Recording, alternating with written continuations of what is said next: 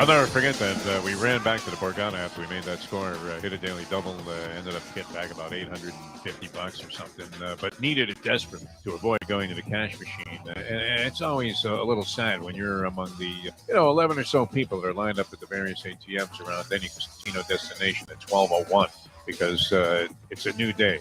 You can get new cash, but you might be out of it before you even get to breakfast. It's worth having these limits, I guess, on your ATM card. No, Libby? Like, what's the maximum you could draw off your ATM card if you put usually 500. It's usually 500. Okay, I don't mess around. That's at a nickel somewhere around that category. And lately, my withdrawals have been frequent and even more generous. The time. Wake up with Defo, joined by Lubie. Welcome to the Defo Show.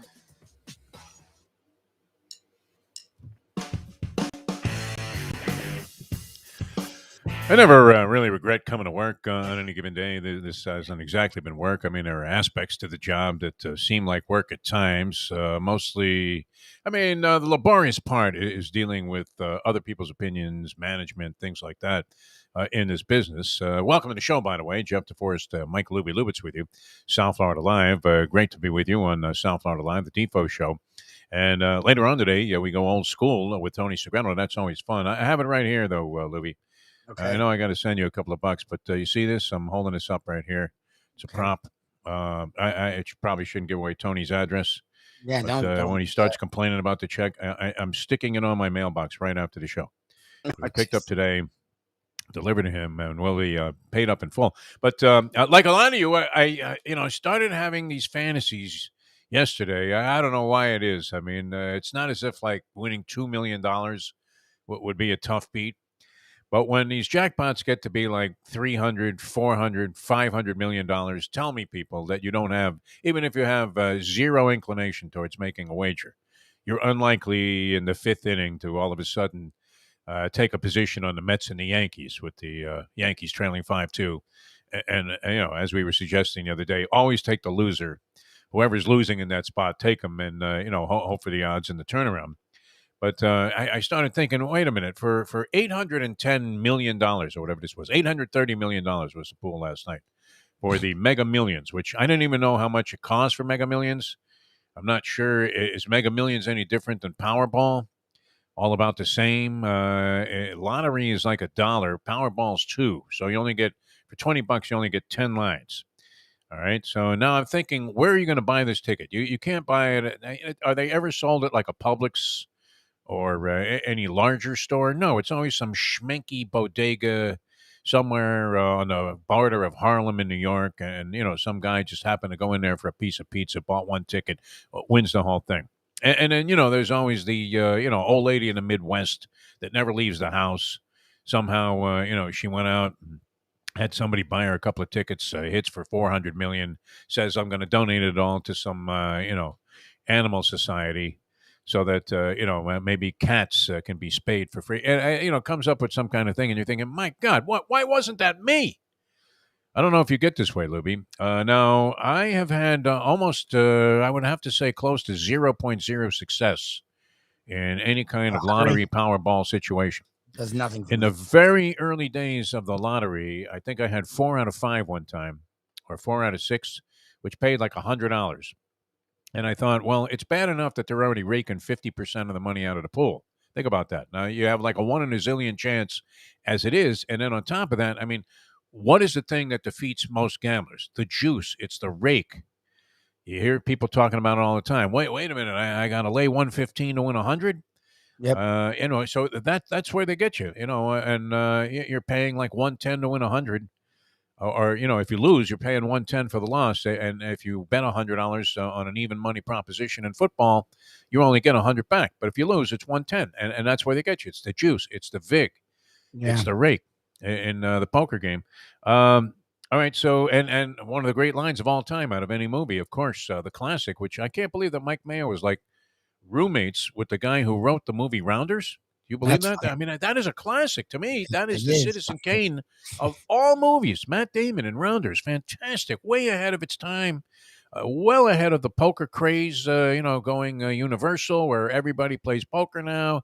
You're walking into a casino. It's not uncommon to see like a guy walking in like a Groucho Marx mask, and you're thinking, oh, yeah, he's going straight to the poker room. Right? You're not thinking he's in some show or he's just some kind of freak going straight to the poker room because it became so popular out of nowhere. What were the odds of that when ESPN started televising World Series of Poker events? If you go all the way back in the day, it was Gabe Kaplan. Remember the comedian Gabe Kaplan? Welcome back, Connor. Yeah. Welcome back, Gabe Kaplan. I knew him casually when I lived in California through the connection I had with the unknown comic. In fact, Gabe Kaplan pulled a Pete Rose on Fosse when he bowled over and I was witness to this. He bowled over at the plate on a play at the plate in a comedian versus some other group softball game.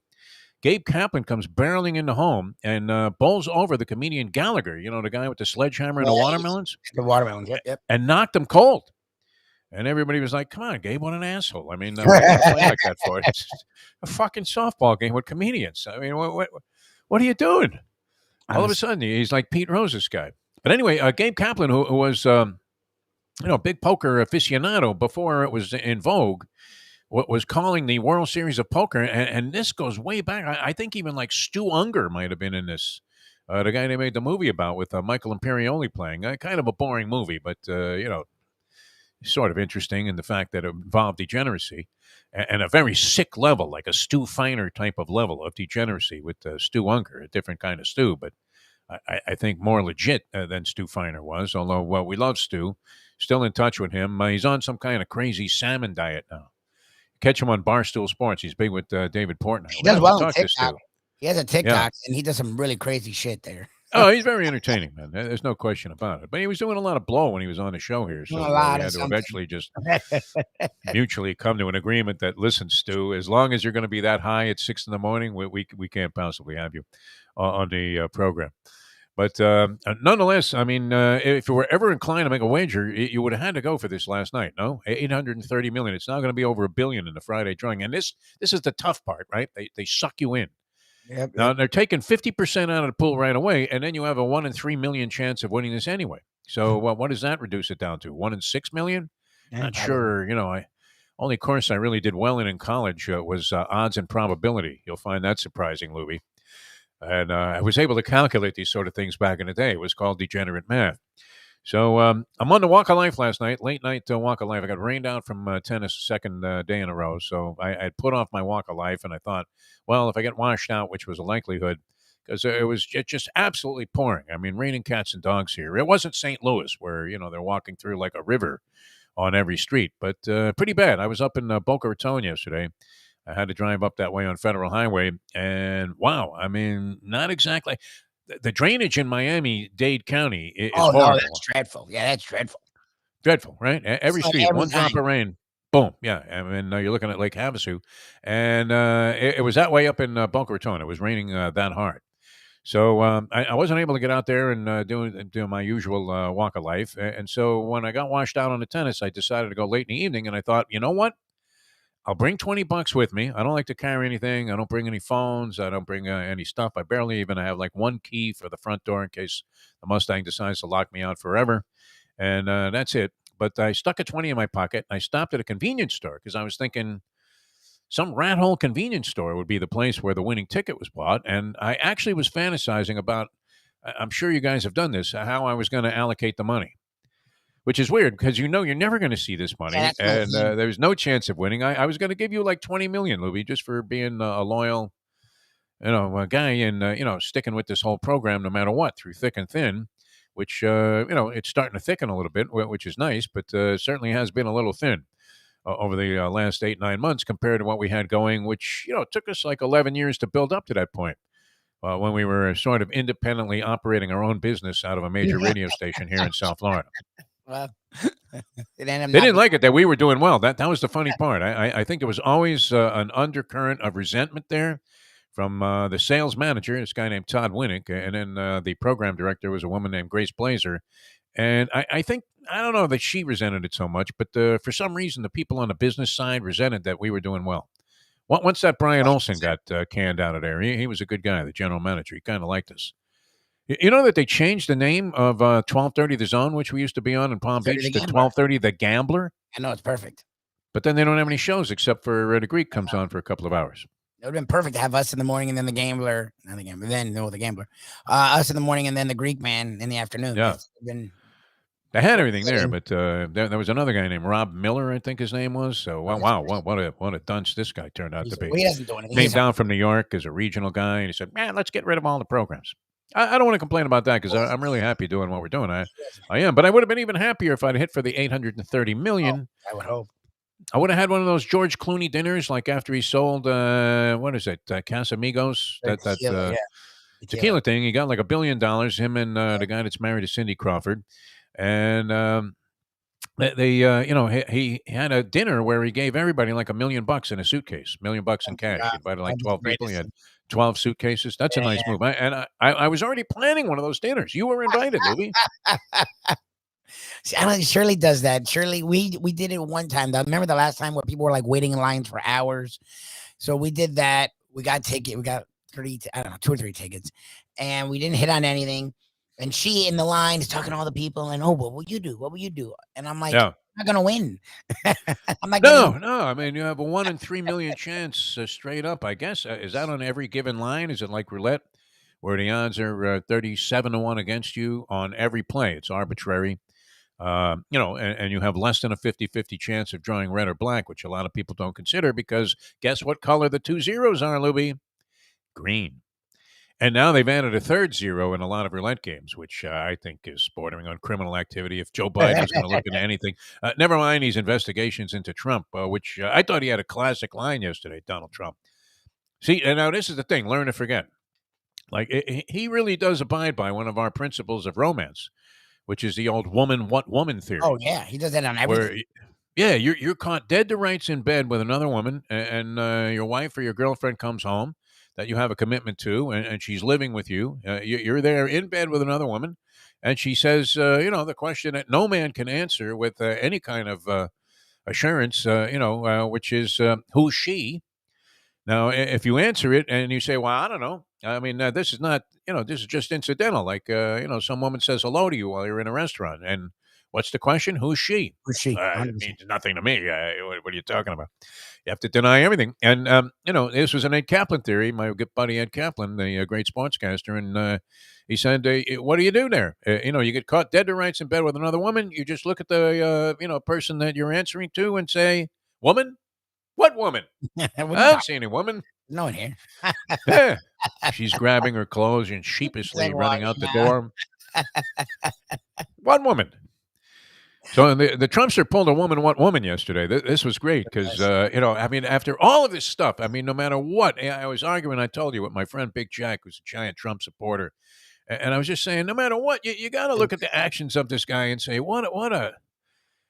this is the last guy on earth that you would want standing up for you. It really is. Could care less, right? He's telling people to hang Mike Pence, for God's sake. Pence couldn't have been any more loyal. I always thought Pence was more Mike Dunce because it just seemed like he was, the sickest of the sycophants. Oh, yeah. That just followed in Trump's footsteps, and anything Trump did or whatever atrocity he was pulling off at the time, however stupid he looked at these press conferences, how much hamina he was doing when they asked him a direct question about something that obviously he was completely in the wrong about. And this is not arguing policy. People, immediately people go to gas prices like, oh, well, you know what? Gas was $1.89. Okay. So what? I would rather pay $17 a gallon for gas than have some criminal asshole running the country into the ground and destroying the environment for my grandchildren. With no concern, backed by the NRA. Assault weapons are being used all over the place. And this guy has the nerve yesterday. This was fantastic. My favorite. To get up and make a speech. And he says, there's now no respect for the law and certainly no order. And he did that in that Trumpian fashion, that sanctimonious, he literally spit in cops' faces. He spit in cops' faces and told his people to spit in cops' faces. It's like, how do you do that? Orchestrated a riot, for God's sake. At the Capitol. The Capitol building, and then sat there for 3 hours on his thumb, up his ass, and said, well, people are begging him, please, Donnie, say something. And he's like, I'll never admit that I lost. And then he claimed he won the election by a landslide again. Woman, what woman? I mean, this was classic, though. But I mean, for that line to come from Trump in light of everything that we've seen, now no matter what, even if you think that this is a witch hunt, this January 6th, It's just Capitol not. hearings, It's just not. It's not. even if it was, I mean, but still, they have like video evidence of the guy Yes. standing there saying, "Well, I love these people. It's great. What's Yes. going on there?" Pence, yeah, well, he really betrayed me. He should be doing something that's completely illegal so that Exactly. me and Rooney can get in there and claim that we won the election again. Oh my God! It's a fun time. It's insufferable madness. It really is. That's a good way All to right, put it. and you can, this is. I don't want to divide our audience there. Oh, If you're okay. a diehard right wing Republican and you believe But in all of their policies, come on. great. I mean, but not this guy. Come Come on. on. What are you talking about? Come on. Anyway, here's my ticket, Lubie. I wouldn't be saying any of this if I had hit this thing. Yeah. And I had two numbers on one line, and I did have the Mega Ball Okay. number on one line, and I had no correct numbers on. This is an odd sequence, though, and this is the thing. Do you go with your own personal numbers, or do you just go quick pick? Because I did hit like very early on. I hit one for like $100, which doesn't even get me close to square Even, for the number of dollars I've invested in this stuff. And I'm not a big lotto player. I don't play it every week. I only go for some reason, like everybody else, when there's a crazy jackpot on the line. I'll put another 20 into it on Friday and hope for the best. I already had my house picked out in Encinitas. I already called a realtor in California. Said, hey, I want to live on those cliffs there, right by Del Mar. I'll jog down there for the simulcast when they're closed. And you know what? Every summertime, it's going to be summertime. And the living is easy. Maybe a little, sort of, I don't know, trumped up, not to quote to Trumpster again, but, some kind of semi-fancy place right by the Hillsborough Inlet there. That was always attracted me when I was rolling by on the Wave Runners many years ago. And the postal, those houses are nuts. Be great, yeah. But you couldn't come up with the sequence on your own, could you? I mean, look at these numbers. Who would play 60, 63, and 66 out of the five numbers that you were, picking? I understand 7. A lot of people probably had 7. It's one of my lucky numbers, the Mick, of course. And it was interesting. I was reading. There's a guy called Stitches that does handicapping in the New York Post on baseball. Stitches, very funny guy, and he's been on fire this season. A lot of burials over the past several years, and he's not associated with the Brent Musburger Bury America campaign. But, just does this on his own and very honest. I mean, accountable. He tells you, hey, I'm down like, 3,000 bazookas so far this year. Never mentions like dollars.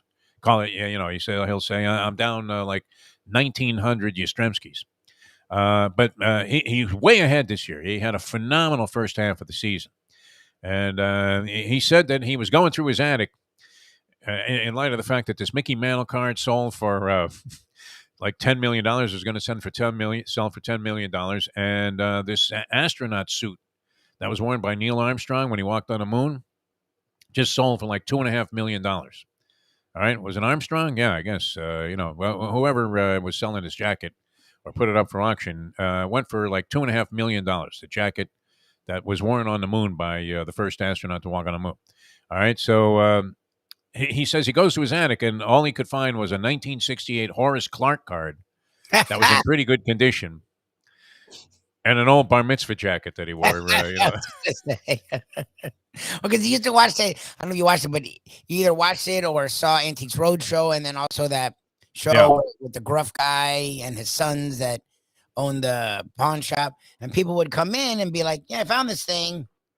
It's old, but it looks stupid. And they're like, oh, yes, that's worth $200,000. So everyone, I remember that became a thing. Everyone was Everybody like, thinks so. over their parents' house, like rummaging through all the crap. Which is what my parents essentially did for a living for many, many years after my dad got out of the writing and publishing business, although he continued to write books about this adventure where they became antique dealers. And, they went out and they really combed the ashes there to find whatever it was. I mean, they would go to every sale. Yeah, you go to garage be sales. out there at like 3 a.m, walking around the Brimfield in Massachusetts, this flea market they have. And, of course, you had the flea market in New Jersey. That was very, very famous.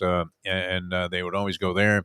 And I remember my mom, I went with her into some real schmanky-looking, schleppy, dust-infested, roach-infested, small shop It was in California. She came out to visit me, and she says, can we stop in there? And I'm thinking, oh, no. I mean, there's nothing I hate more than being dragged around a store. I hate going into retail stores. Rarely will you ever see me inside any store other than like a grocery store. That's about it. Maybe a sporting goods shop. And I'm even reluctant to go to like Dick's Sporting Goods because it's like, who needs all this? I'd much rather just have, somebody ship me a case of tennis balls online or buy something in that fashion. Some things that you actually have to go in there for, or, you need the thing like right now, and you can't wait for Amazon's. Do they have a 1 hour delivery principle there? Some Bezos? forms, yeah. There are things where you can Comes get it like before, as soon as you think of it, right? Before you finish ordering it, it's there. Yes. All right, so my mom goes into this place. They got nothing but Trek. I mean, an old Confederate flag. And they got some, stupid looking books that are torn apart. And she pulls this doll out of the woodwork there, and blows the dust off it, and goes to the counter and says, "How much for this doll?" And the guy says, "Well, what does it say on there, lady?" And it says like $8. All right. So she says, "Oh, $8." My mother was great at playing this pathetic, here she was. She ended up having like $1 million stashed in a pillowcase. No one has but she would play this pathetic, beaten down, loser immigrant type. And she says, "Oh, could you possibly give it away for $5 to an old lady?" She wasn't even old at the time, right? I was She was gonna say, maybe in her 50s. Yeah. She played this act really well, man. I mean, she did have some thespian type characteristics. So anyway, that was thespian, Lubie. Yes. Not that it would matter, but nonetheless, I just wanted to yes. clarify that. I mean, we're talking about my mother, for God's sake. There you go. So sure enough, I mean, the guy looks at her like, $5, give me $6. And she comes back with $5.50. No, Jesus, she's really $5.50, $5.50, right? Oh, so we get to the car, and she's still walking out of the store with a face on. Yeah, trying. And the doll was worth $18,000, and she knew it was worth like at least. She knew it was this, priceless doll that was a special kind of thing that my father had been studying, and they had been collecting these items. And she found one, and she bargained the guy down, knowing she was going to cop like 15 to 20 grand for this thing. Oh my God! I don't want to use any terminology that would be ethnically derogatory, but she did this to this guy and got him down from $8 to $5.50. This schlepper who probably hadn't made another sale all day. Oh my God! And walked out of there with a treasure, but she knew it. They knew their stuff. Yeah. It was great. That's why she had money and I don't, because I'm counting on things like this. So there goes the house in Encinitas. I don't need fancy cars. I got my Tiguan. I'm happy with that. From Deal Volkswagen. What else? I don't know. How many residences do you need? What would you do, Lubie? Would you just travel the world and have a good time? I would travel a lot. That's what we I would become an ambassador for love. That's what I would do. Just an ambassador for love. Loving everybody. You know what? You see some homeless guy, give him $2,000. And maybe the money wouldn't last, but 830 million. Which what do you get? You get like 400 million out of that. End of the math. He said it's a little around 300.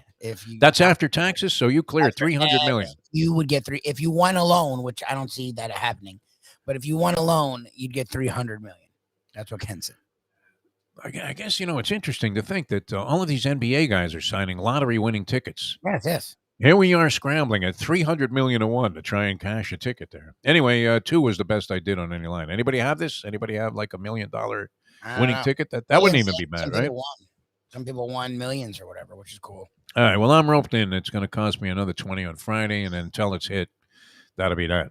All right. And then that's it. I won't do it again until I see some like gigantic jackpot. So, and I never pick the numbers. Are you better off picking your own numbers, Lubie? I would think maybe you use. I would. Segreto would use his lucky numbers and probably win, right? Tony Segreto is going to join us later on.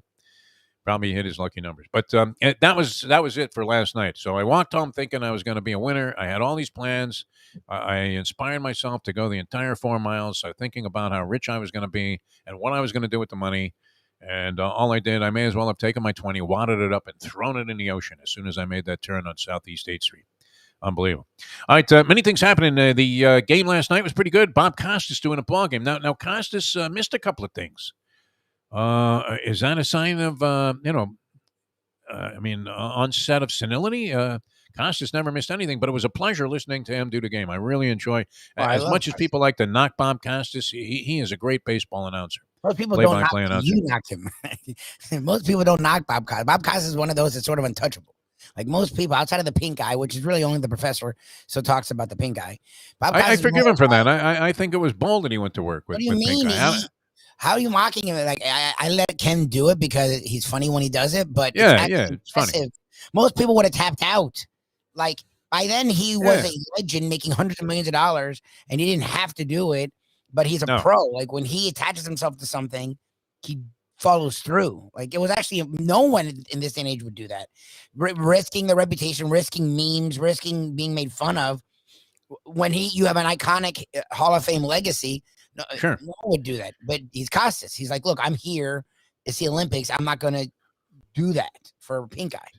See, I really dig people that do what they do for the love of what they're doing. Exactly, yeah. Which, people always ask me, hey, and would I stop doing this? I would find some more sophisticated way, maybe. Maybe we'd have better equipment. Maybe, we'd be able to hire a few people to help us out. But, I still wouldn't mind doing something. I mean, and Costas doing his ball game last night just made me feel like, wow, this guy really loves doing this. He doesn't need the money. He's on TNT.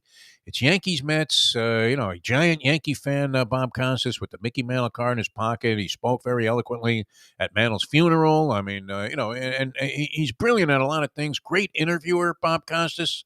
Yes. Not necessarily, always, people, maybe his personality, it seems engaging enough to me, to be fine for a guy of that stature. But, and, I knew Costas a little bit. I mean, we weren't good friends or anything because I believe he was a class behind me at Syracuse. And, but you could already see, I've said this many times. I mean, he was doing ball games on WAER, which was the school station. And he was already great, right? I mean, he really knew what he was doing. And a pleasure. I'm sure Jim Sarney would agree. It was a pleasure listening to him doing the ball game last night, the Yankees and the Mets, the Mayor's Trophy game. And what some people are anticipating might be the forerunner. You had to keep qualifying. Well, they're going to meet 4 times this year during the regular season, as if it was, well, it is a possibility. Obviously, leading their divisions, their respective divisions. Yankees by a lot, Mets by a small margin, because the Braves also won last night. But it was a pleasure listening to the ball game broadcast on TNT. No hype, no over obsessiveness about the split finger fastball versus the 4-seamer. I mean, just good baseball analysis. Although there was a point there where I guess it was Rizzo got hit by a pitch. See, now here's one that gets me, Lubie. If the ball bounces and it hits you, does that still? I mean, I always thought that didn't matter. I mean, like that wasn't being hit by a pitch. Yeah, that it did matter that the ball bounced first. From what ball bounces and hits a batter while he's in the batter's box, and they did. This ball bounced, hit Rizzo on the bottom, part of his leg around the ankle area, and they gave him first. He walked off to first base, and then Costas didn't see that, and it was a 2-2 pitch, and then he thought he sort of like lost it there for a second, like, oh, what happened, man? I guess we had the wrong graphic. That must have been a 3-2 pitch. It's like, no, Bob. He's claiming he got hit. Now, the umpire didn't call it. So, maybe that's what he was focused on. And the first base umpire, was kind of signaling like, hey, he gets first base. And then it was clear that the ball, even though it skipped, it hit him in the ankle. So, hit by pitch, Lubie? I guess. I mean, maybe the umpires know more than I do. Well, no, I mean, the rule is the rule. I guess that's... I always thought, if the ball bounced, it didn't matter. But I've seen it a million times now. Going the other way. So you think I would accept it, but I don't want to change my concept of the rule. Maybe that was a Brooklyn thing. I don't know. Like if the ball bounced. Yeah. You know what? Listen, you wuss. The ball bounced. What do you want? You're going to take first base on that? You got to be kidding me. So anyway, the Mets win the ball game 6-3. Edwin Diaz, man. Wow. You talk about a guy. See, now, we know that we're pushing Alcantara for Cy Young, and I don't know that Diaz has pitched that many innings this year, but what he has done has been beyond the scope of anybody's wildest imagination. This is what they thought they were getting. Remember when they acquired Diaz as their closer? They already had, at the time, I forget who their closer was, but they had like a guy that was pretty good. or deemed to be a reasonably responsible closer, effective. And then they brought in Diaz, and you thought, wow, that's really overkill. And Diaz was horrible. Horrendous. Yeah. He could not get a guy out. He couldn't get his grandmother out. He couldn't get my mother out. Now, I mean, even though she's passed away, deceased, I mean, it literally would put like a dead body in the batter's box there, and Diaz would, fail to retire that hitter. Then last year he was okay, and this year he's been dynamite. I mean, just untouchable, literally, Elliot Ness. And yet he still, the Yankees still managed to threaten in the top half of the ninth inning yesterday, as they got a couple of guys on base on some, real sort of questionable stuff. But so they had the tying run come to the plate, but Diaz was able to strike out. Of the 4 outs that he was asked to get, he struck out all 4 of those guys.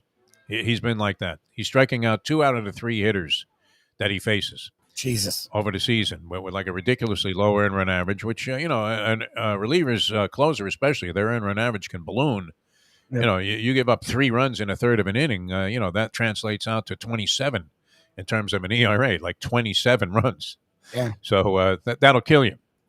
But, the other thing that was noticeable again, and every time I watch a baseball game, now I'm really zeroed in on this, Lubie, and 0 is the key number. These batting averages are horrendous. I mean, every guy that gets up there, he's hitting. Stanton, an all-star, is hitting 228. Now, he wasn't in the game last night because injured, with what has been, unfortunately for him, a very fragile physique, as strong and tough and magnificent as you would think Stanton would be as a physical specimen. Wow. I mean, always, could that be the juice? Nah.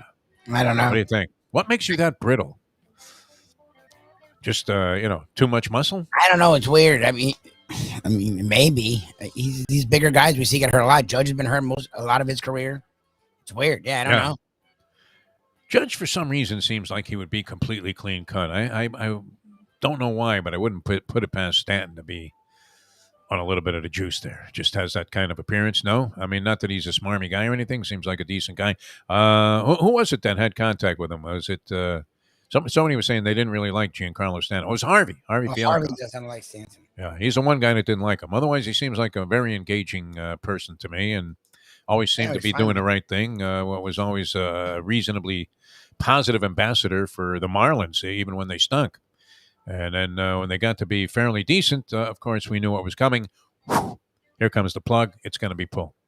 All right, so that was entertaining last night, and I have another game tonight with Max Scherzer going to the mound. Max Scherzer will be on the mound tonight for the Mets. So the Mets fans have to be very much emboldened. Braves win over the Phillies 6-3. So that lead in the National League East, as hard-fought as that victory was against the Yankees last night, still ends up being only 2 games. Football training camps, I guess they're all officially open as of today, including the Miami Dolphins, who hold their first practice. I saw an interview Jim Berry, a local sportscaster, did here with Mike McDaniel. And, wow, this guy is either going to be the greatest coach that ever surfaced in the NFL, or, this is going to be one of the bigger mysteries. Even more outrageously incomprehensible than Adam Gase.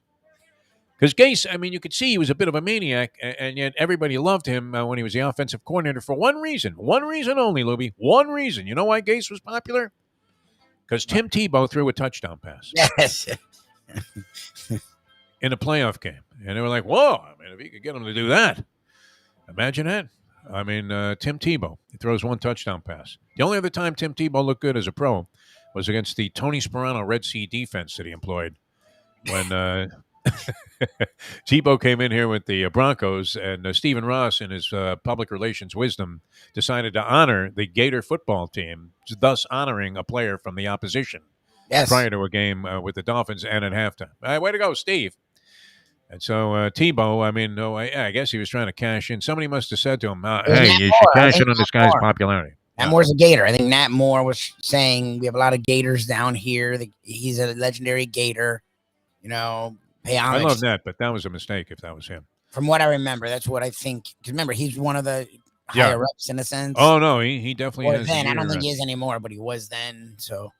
I think how is it? These guys look so. All I remember are the dreary-looking faces of the guys in the box with Stephen Ross, and it was like Nat Moore, it was Marino, I mean, it has to be Stand hard around. to look that Stand sad all the around. time. Like, were they really that sad? I mean, if you're Dan Marino, are you really that bummed out that the Dolphins are losing a game, or are you just putting on a face so that Stephen Ross You know won't you're think on that you're enjoying TV. yourself? Exactly. You're with Ross. Like, you can't go, don't worry about it.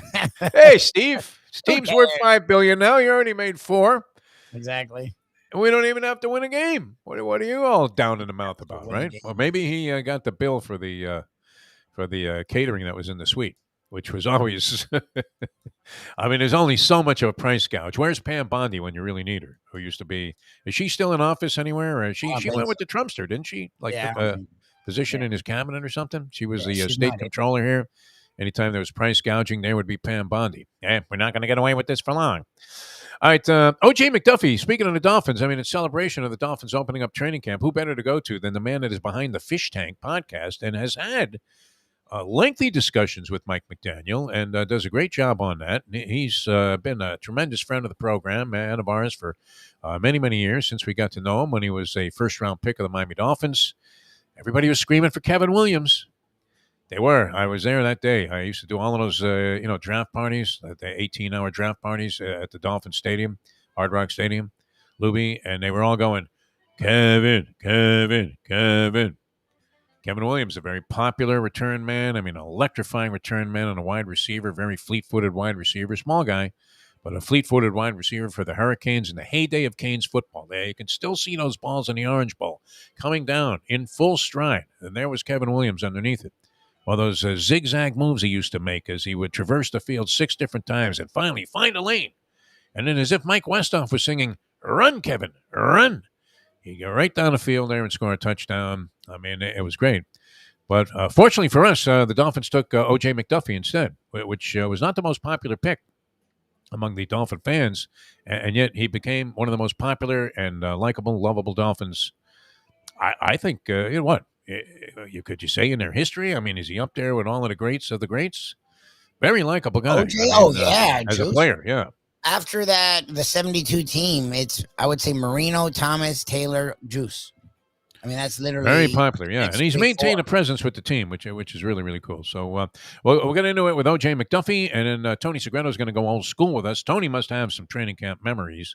We've gone through them, before, but many, many times. But always interesting because, I started envisioning the times that I was out there. Usually my biggest concern was I didn't want my shirt to look completely soaked through. But that's the thing is, I've never been so hot, and I was in Israel in the desert. Yeah. I've been in Thailand in the middle of the summer. I've been to Vegas in July. Never been so hot in my life as when you're on that field. For some reason, there's never cloud coverage. Yeah. There's never anything. And it's like the heat. And they didn't have the inside thing yet. I don't know what it was, but whenever I went, you were outside and it was the hottest freaking. Yeah. I remember getting there after practice because we did the show and they were setting up one-on-ones for me, but I had to go out there. So I remember racing from the station to get there. Practice is done. Yeah. I'm there a total of like 20 minutes. And by the time I left, I was, oh, my God. Yeah. No, I was there like 15, City. 20 minutes. Jewish kid from Plantation. You're going to be schwitzing crazy. from every pore, man. All right, OJ's coming up in just a sec. Hialeah Park, great place to go, man. We love it. I mean, you can't talk enough about it. The good things going on there. Jackpots being won. Steve Calabro has that casino just humming. We're getting closer and closer to the weekend, which means they're open Friday, Saturday nights till 5 a.m., right into the wee hours of the morning. They turn right back around, open up at 9, which they do every day, till 3 a.m. on a weeknight. So plenty of time to go out there and have a good time in Hialeah Park. The slot machines have been humming. I've been seeing massive amounts of jackpots being won. Over $6 million, I think, paid out in June alone. So they're giving you a good shot to win there. And, of course, they're always giving you an opportunity to have a good time. Great food and drink all over the place. And you have the Champion Simulcasting Room, Toga. Cranks up again today. It looks very, very attractive to me. Good spot to go. Get down there, have a couple of drinks at Brass Rail Bar, get something great to eat, and punch away on the ponies at the Champion Simulcasting Room. Or if you're a poker guy, if you're like Gabe Kaplan, and you're into this whole thing, I remember Sammy Faha was one of the early stars of the televised. Remember this guy, Sammy Faha? He always had a cigarette dangling from his mouth, and I think back then you were, allowed to smoke them in the casinos. Which, you still can smoke in like Vegas casinos, right? And Atlantic City, I think, might have become smokeless. It might make you go outside to smoke a cigarette. No, I can't imagine. A lot of these places are, but I don't know if Yeah. Vegas. Vegas, no, they're smoking their brains out in Vegas. You still have the lady with the whole thing is an ash. Yeah. Lipstick that's not even on her lips. Looks like she hasn't eaten a meal in like 3 weeks, but she's still playing the slot machines at the circus. Anyway, you're going to see an upscale version, of any casino scene at Hialeah Park. I mean, it's really like as beautiful as any that you'll find anywhere in the world. I love it. You'll love it. It's a great destination for entertainment. Beautiful Hialeah Park. All right, coming back with O.J. McDuffie in just a minute as we leave you know that. The time. 7:41.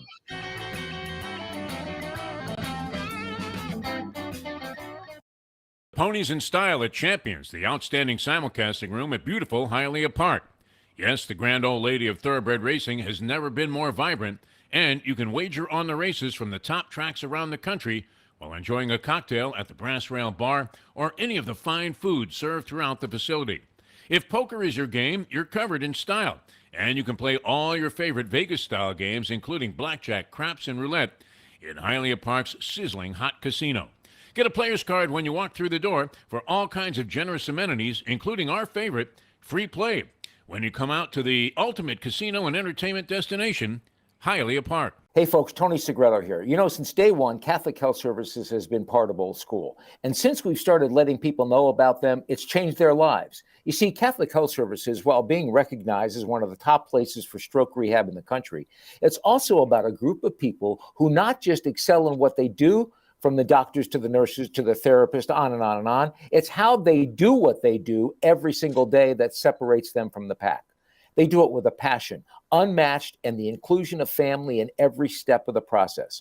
Trust me when I tell you this. If you want the best, unmatched rehab with a special group of skilled, caring people, there is truly only one place, and that one place is Catholic Health Services. These days, we're all looking for comfort anywhere we can find it. Thank goodness for Landlubbers Raw Bar and Grill in the Plantation location, because they are making sure you are as comfortable as possible. First of all, they're not only open for delivery and pickup. All you have to do is go to landlubbersbarandgrill.com for both pickup and free delivery. Their hours have changed a little bit. Monday through Thursday from 3:30 to 10, and Friday, Saturday, and Sunday from 11:30 to 10. You're going to have the best wings in the world. You're going to have a great burger. You're going to have their amazing soups. Again, Landlubbers, Raw Bar and Grill. It's nice and easy. Just go to landlubbersbarandgrill.com for both your pickup and free delivery. Thank goodness for Landlubbers for making you always feel right at home. We always count on calling O.J. McDuffie, anything related to football or social issues. He's always brilliant on this. And we welcome him to the show here to help us celebrate O.J. McDuffie. Now, how many UM Penn State games? Were you ever involved in a UM Penn State game? Where you? Two. We lost both of them. Oh, wow. Yeah, we lost both. We lost here. We lost, in this big game, beginning of the year, UM could have made that a night game, right? They could have made it a night game. It's early September. But instead, they made it a noon game. We're coming from Pennsylvania here, and over the loudspeaker, they said, today's temperature is 94 degrees. I think we lost. Oh, man. We lost. I think the game was over at that point right there. We knew it was over. We almost died, man. We probably had a whole team, the whole plane cramped up on the way home. The Orange Bowl, too, was like walking on hot coals, was it not? It was so hot. And it was the first game we decided we're going to wear. You know what? We're going to wear full jerseys. Penn State's known for those cutoff jerseys. So this is the first game we decided, you know what? We're going to go out in these full jerseys. They button at the bottom, like baby clothes, you know what I mean? Well, everybody was cutting that off. Everybody cut all the uniform back off, man. I was back to my half shirt. The hell with that, man. This is not going to work. This is not going to work. The only way to get your morning started is with Defo, joined by Lubie, right here on the Defo Show. Welcome back to the show, the Defo Show. Jeff DeForest, Mike Lubie here on South Florida Live. It's always a pleasure to welcome the author of those comments to the program here.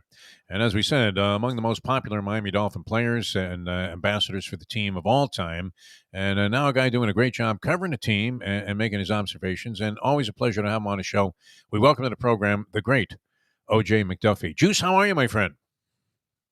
Good morning. Good morning. What's going on, fellas? Congratulations, opening everything's camp. great. Yay. Yeah. First day of training camp. So I guess question one is related to that comment that you made about the heat when you came down to play the Canes in the Orange Bowl from Penn And you State. played here. It for used to being 20 years. frozen in April there, up there, in Pennsylvania. And, it's not exactly what you would call tropical paradise there in State College. Now I'm a guy, Juice. I still like playing ball. I mean, I go out there and play tennis whenever I can, and I used to love to do it in the heat of the day. Because I like to schwitz and sweat as much as I possibly can, and I am a big sweater in that. I make Patrick Ewing and Moses Malone look like they were lightweights in this category. Michael didn't sweat as much as I do, and I loved it. But I always, no matter how much I dug playing, in the heat of the day, we go out there and play ball at noon. I could never imagine how anybody could go out in the summertime here in South Florida outside with full football gear on and a helmet and all of this stuff, and then go out there and play NFL style football. I mean, what kind was that? The hardest transformation that you made coming into the pros, or was it the fact that all of a sudden everybody ran 3.9 and they all weighed 300 pounds? Yeah, well, I think Troy Vincent was the toughest transition I had to make, having to go kiss his ass every day in practice. Those long ass arms, him and J.B. Brown made it tough on me, man. But that heat was definitely the 12th man. That's for damn sure, bro. Just like you said, coming down from PA and then going out there, and I say it all the time, man, it's a different heat. We got guys coming from Arizona and California, and all these other places where they call it hot at times, but it's like sweltering out there for us, man. And I tell you, man, Shoes did a great job of, we practiced in the time we were playing games. So it would be 12 o'clock or 1 o'clock for practice, which is what we'd be kicking off at.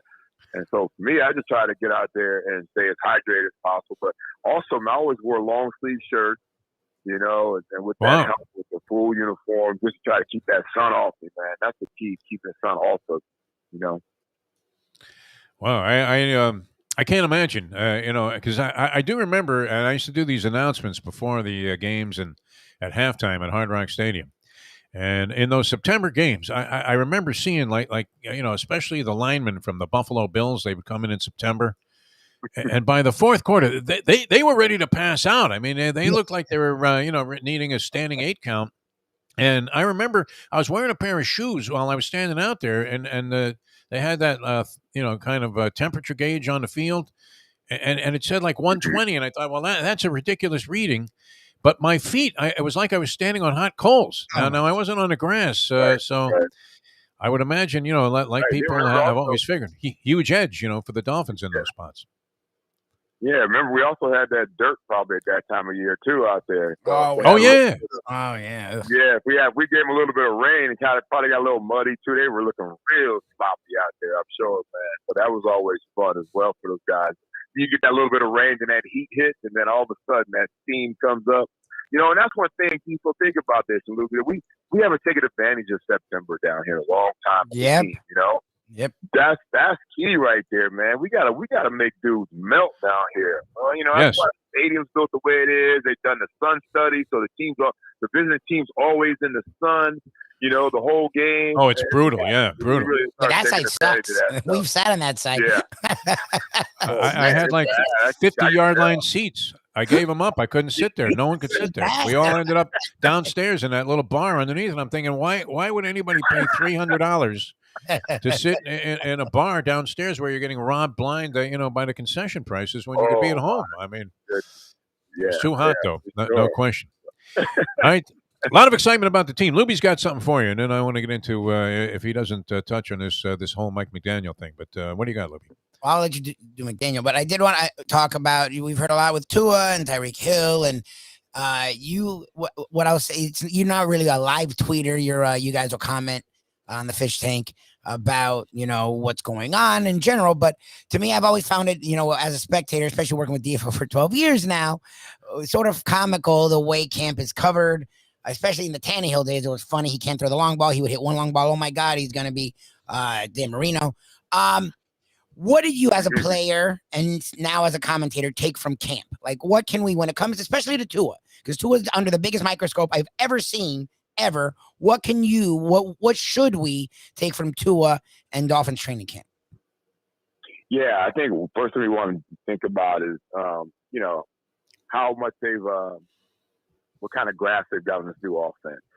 New offense is going to be, something different. Obviously, Tua has been, I think we did it on the podcast. We talked about 5 different OCs in his last 6 years, and, counting college as well as the pros, So it's been a learning process over and over and over again for him. So seeing how that offense comes along with Mike McDaniel and, what he brings to the table in terms of offensive, mind is going to be interesting. So first of all, you go out there and just see if they can, it's always assignment, alignment, and execution. So if they know their assignment, they line up right, and they go out there and execute it. That's what you want to see first and foremost. I went out to a couple OTAs, and look, I mean, they're going against top 5 defense in the league right now. So the defense had their way with them when I was out there. So I want to see if that changes a little bit over time, whereas they win more than. They might not win more than they lose against our defense, but start winning some more of these matchups against our defense. So if they can go out there and perform against our defense, they can go against any defense in the league. So that's the biggest part right now is, how they progress the team leading into that first preseason game, and so on and so forth. But, I mean, the first few days are rough, and they're going to be a little bit rough. Think about it. Our defense is completely intact. Same defensive coordinator. They're going to show you all different kinds of looks at you, but they're going to be, our defense is going to be miles ahead of our offense. So as long as they don't get discouraged going against that defense of ours, they should be fine, man. And then you get the one-on-one opportunities, they'll show that, which is the most nerve-wracking thing for me as a rookie especially. You remember with St. Thomas, St. Thomas, the fans were like right on the field. So with one-on-one, it was like all eyes on O.J. McDuffie going against Troy Phins, O.J. McDuffie going, whoever, the wide receiver combination was, and they were brutal out there.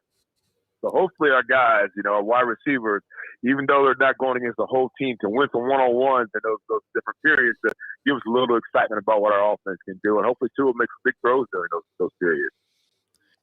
I'm thinking, and I'm not inclined to get, over, into hyperbole about a team and their prospects. But, I mean, holy Clayton and Duper, you have Tyreek Hill and Waddle on the outside. Yeah. I mean, we haven't had that feeling here since 1969, as the song goes. It's been a while. I mean, you can't imagine this, just being a disaster. Right? So I'm thinking it comes together. I'm not going to get overly concerned about the preseason because we know, Waddle really blossomed last year into in his rookie season. A guy that you're thinking, wow, this guy caught over 100 balls, Juice. Not an easy thing to do for a team that was staggering in the first half of the year at 1-7.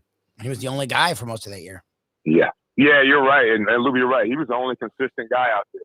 I think he missed one game for some reason, but I think for the most part, look, over 100 balls, 16 games, the usual normal season, and he was consistent out there. The other guys you didn't know who was going to show up. At the wide receiver group, who wasn't going to be available.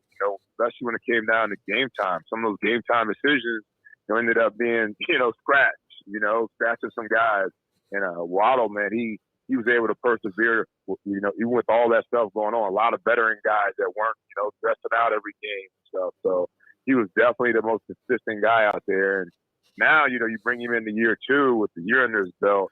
I mean, I can imagine what he's going to do having a guy like Tyreek next to him or Cedric next to him or Gesicki, all these guys that we've got that can go out there and run some tandem routes with him, give him more opportunities to hone his skill. It's going to be interesting. And I think the biggest thing that, that's going to be good for him is if the Dolphins can, actually run the football one time this year, Yeah. That would be fun. One time. If they do dedicate a safety down in the box, I'd like to see these guys run wild in the secondary. So we'll see. We shall see. Should be fun, yeah. I mean, still always ringing in my ears. Ron St. John was a stadium announcer at the time. That was Kareem Abdul-Jabbar, gain of 1. And that's what we heard for the longest period of time. You were around during those days. He That was was there. Kareem Abdul-Jabbar, gain of one. Yeah. OJ's out there Yeah, I battling remember. 3 guys as a decoy. I mean, Exactly. it was ugly. All right, I saw your conversation with Mike McDaniel. I saw McDaniel on TV last night being interviewed by Jim Barry of CBS 4. They had, I guess, pieces of an interview they're going to play in its entirety later on. This guy's a different cat. I mean, it's not like you're talking to Dan Campbell about the team. So, I mean, I'm thinking, and I like the strange guy. I thought Coco Cameron might even have had a shot until he really got strange. But when he was sitting in the stands in the first preseason game saying, I don't need to coach this team. Right. Yeah, what the hell was that? But I don't think McDaniel. First time you didn't tell us that. Yeah, I mean, he's not this bizarre, but I mean, and he has, I think for some reason, I believe I've seen, in kind of an X's and O's fashion, some of his innovative ideas, because I was watching some illustrations of some running plays that were done by the 49ers. And if that was McDaniel, wow, he's got a little bit of a different concept. It's hard to come up with something new in football, which, people like to overcomplicate. But, there's, a simplified, way to move the ball. And that is, you have to run it well, like you said. And this guy seemed to have some good schemes to go with modern day defensive techniques. But what do you make of him? I mean, what's your impression and what's your gut feeling, O.J. McDuffie, about how he'll perform as a head coach on the field in his first year? Yeah, well, you look at the whole Shanahan tree of coaches, and both Shanahan as well as, everybody's come out of there. They've all, no matter what, the offensive line has always been pretty good, it seems like, and they've always been any running back there have a big season. So, that's always encouraging to see that's, an emphasis from them. This whole offensive staff is made up of a lot of guys that have O-line coaching experience. And I always feel like, there's no way that we missed on all those draft picks on the offensive line. So I think that what he brings is an opportunity for these guys to be way more successful with a scheme that is based off more of quickness and angles and, reaching and zone blocking on the run game and looking for alleys for guys to run. So I just love his approach in general. For one, the emphasis on the run, but two, is positivity when it comes to players that seem to make mistakes or mess up. What's going to happen? Positive reinforcement, whereas, we're used to getting our butts chewed by every coach in staff, all the way from your position coach to your OC to your head coach at times. You go out there and mess up. I think his philosophy is going to work out a lot better, especially with these millennial kids that, aren't used to getting a little tongue lashing like we used to get. So I think his approach is great, man. And what I do love about him a lot is how he relates to his players, man. He's got a little swag with his gear. He loves the music they listen to. He can kind of relate to them because it's kind of their age for some of them. And, my biggest thing, what I was worried about was whether he could, lay the hammer down if something were to go bad. Somebody got in trouble, God forbid, would he be able to go out there and handle that business as well? And I think he can. So the fact that he's got a veteran staff as well and what he brings to the table in terms of, how he relates to the guys, I'm excited, man. I get excited all the time about that team. Come on, as we all know. But at the same time, though, it's just a different feeling, man. You've seen it whenever a new head coach comes in. We've had a bunch of them. It seems like there's a revamp of everything. I think the fact that he kept the whole defense intact, kept some key players on offense, brought in some guys in free agency, his offensive teams. I think it's just a different feeling and different positive feeling about what's to come with this guy and this team this year. O.J. McDuffie with us here on the show. Lubie, you had something else here? Yeah, one more. I just want to. So you brought up Tyreek Hill, and to me, the biggest splash was Terron Armstead because I've been waiting for them to get an offensive lineman since Richmond Webb, or Jake Long even. But the big one for most people around the NFL was Tyreek Hill. And Tyreek Hill, look, as a receiver, you have to be confident and to the point of cockiness at times. And the fact that he's backing his quarterback, like you just said, positive reinforcement. Tua really hasn't had it, so I appreciate it. I do think it's funny that people are saying it's adding more pressure. To me, Tua already had the pressure. I think you would rather the pressure and the talent instead of the pressure without the talent. What are your thoughts on Tyreek Hill backing his quarterback to that extent? Good, bad, and different. What do you think it means? What are your thoughts when you keep hearing Tyreek Hill defend Tua to that degree? Yeah, he better keep defending him, man. He wants to rock, right? You better, Yeah. he better bring him donuts and breakfast and lunch. If he wants them for dinner, you know what I mean? If he forgets something in the locker room, Tyreek better run back in there and grab it for him, or send one of those young guys in there. But no, I think it's important, man. I mean, come on. I mean, you won't hear anybody bashing their teammates no matter what, man. You always want to uplift your guys, man. And honestly, with Tyreek with fans, probably kind of accurate. It's more about an accuracy thing than anything else that he said about him and Mahomes, and maybe that's true. We don't know. I've never caught a pass from either one of those guys, So he would know better than most guys would. And so I love the fact that you got a guy that's going to bat for his quarterback and a bunch of other guys. And I've heard from other guys on the team they that bat to us. And we give him, crap because, we're looking for wins and big wins. And that's all that really matters to most fans. But, I like the guys that have, caught 1,000 balls from him, and go out there and talk about his accuracy and have his back. And I think Tua is a guy that needs stuff like that. I think that's why McDaniel's approach to him is that way as well. If you're a coach, and most coaches know this, that you got to treat everybody different. Jimmy Johnson was one of the guys, I hate saying his name, but he's one of those guys that used to, to say that, you coach people differently. You yell at this guy, you get the best out of him. You yell at that guy, he's going to go in the dump or in the tank, So I think Tyreek is a guy that's, working a little psychology as well, as well as Coach McDaniel about, here's what keeps Tua positive and how we get the best out of Tua. And so hopefully it works. If not, then we got to get back to Tua's ass. Man, the fans are tired of these mealy-mouthed players, whether they've been subdued by a coaching staff that doesn't want them saying anything. Here's Tyreek Hill. If he's expressing confidence, when I was watching him yesterday, he was also on the same news clip with Jim Barry, and I'm thinking, well, I like this. You know what? It's about time we had a guy that just said, yeah, we can do it, man. We're not out here worried about the Buffalo Bills. We're good. And I think that's a good element to have somewhere on the roster, unless of course it's just a campaign to keep Waddle from catching any passes this year. Having Tua, right? I mean, like you said, OJ. I mean, I don't know if you ever did any campaigning like that. Yeah, but that's great. All I did with Danny was just trying to get over the Penn State thing, man. Once I got over that, we were good, bro. I mean, it took a little time, so yeah, I tried to let him know. I said, bro, we're not in college anymore, man. Get over that stuff, man. We're good. We're on the same team now. Throw me the damn ball, Dan. Well, when you started pulling those balls away from four defenders, on 4th and 15 for 17 yards, then I would imagine you won Marino's confidence, very much as well. Juice, always a pleasure, my friend. Yeah. Have a good time out there. I mean, put some sunscreen on and make sure you wear a hat, because it's going to be a heater. Sure. And enjoy the practice session, and we'll watch for your work. And, of course, hope to have you on the show again real soon. Thanks for having me, fellas. I always appreciate it. All right, Juice, you're the best. Thanks, man. O.J. McDuffie, ladies and gentlemen.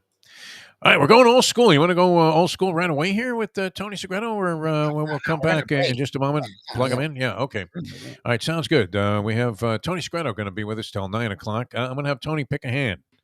And I get one of two things here that I'm going to send his way. So we'll do that in just a second. I could save $1. Why not? You're not saving anything. Pay that man his money. Yeah, it really is. But I would have it here if I could. He's got the goon on the side ready to exactly. crush my skull. Because when Tony brings it up, you laugh, and I'm like, he's Italian. And he has this weird smirk on his face every time he does it. I'm like, I wouldn't mess with him in money. He's a sweet guy. I don't see Tony getting into any evil triggering he wouldn't, but that doesn't mean, family violence. The way he dabbles with gambling, talks about his parents. Oh, yeah, they lived at the track. It's like, okay.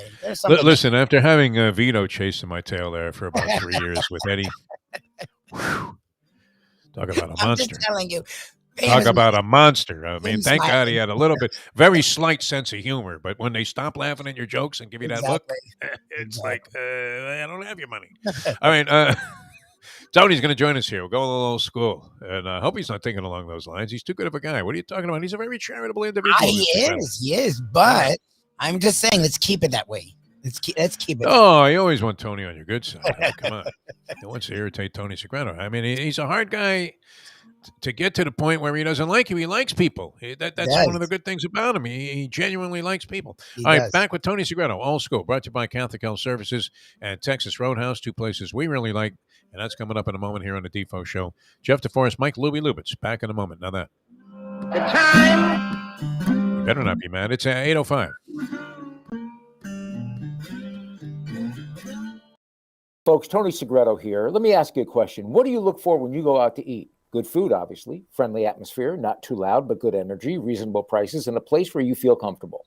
All those ingredients, no pun meant there, are hard to find unless you're talking about the Texas Roadhouse.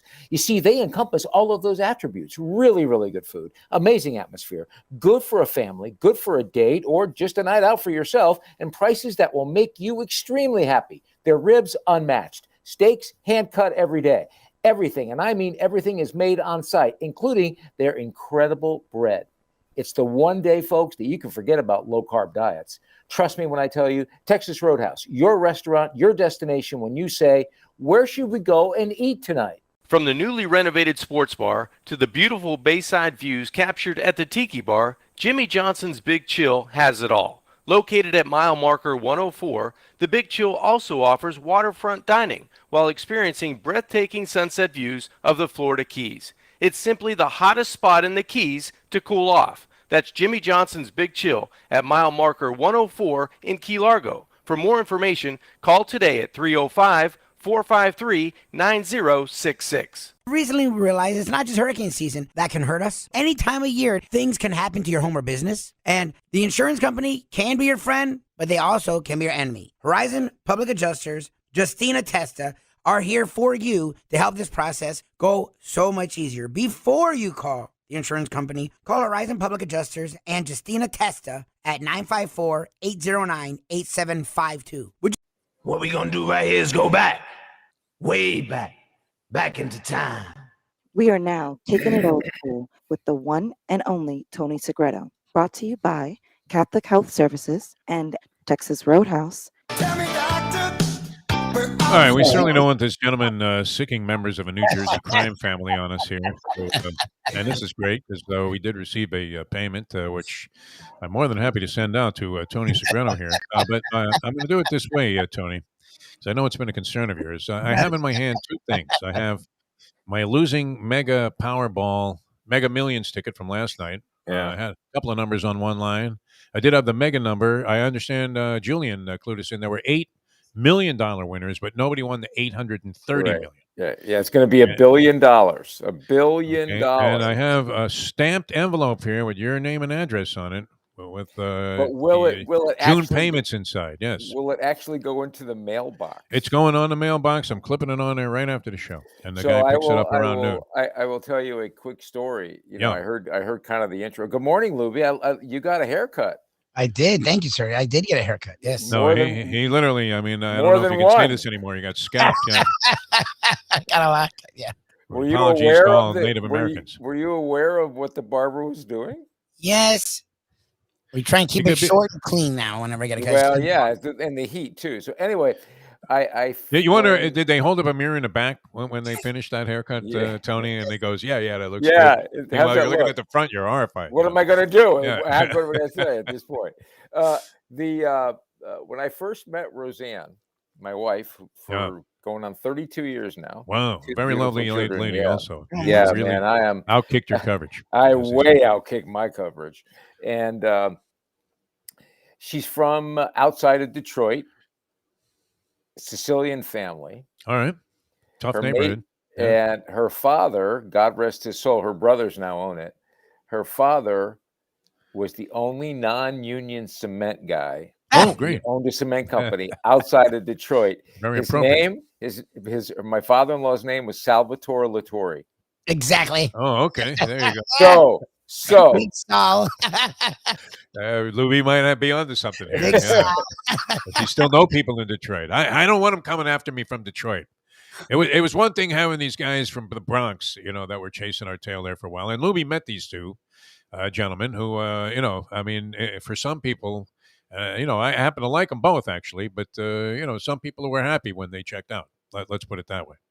Although there's always somebody that makes the call right after that and says, you know what? you still owe me now, and the juice is still on.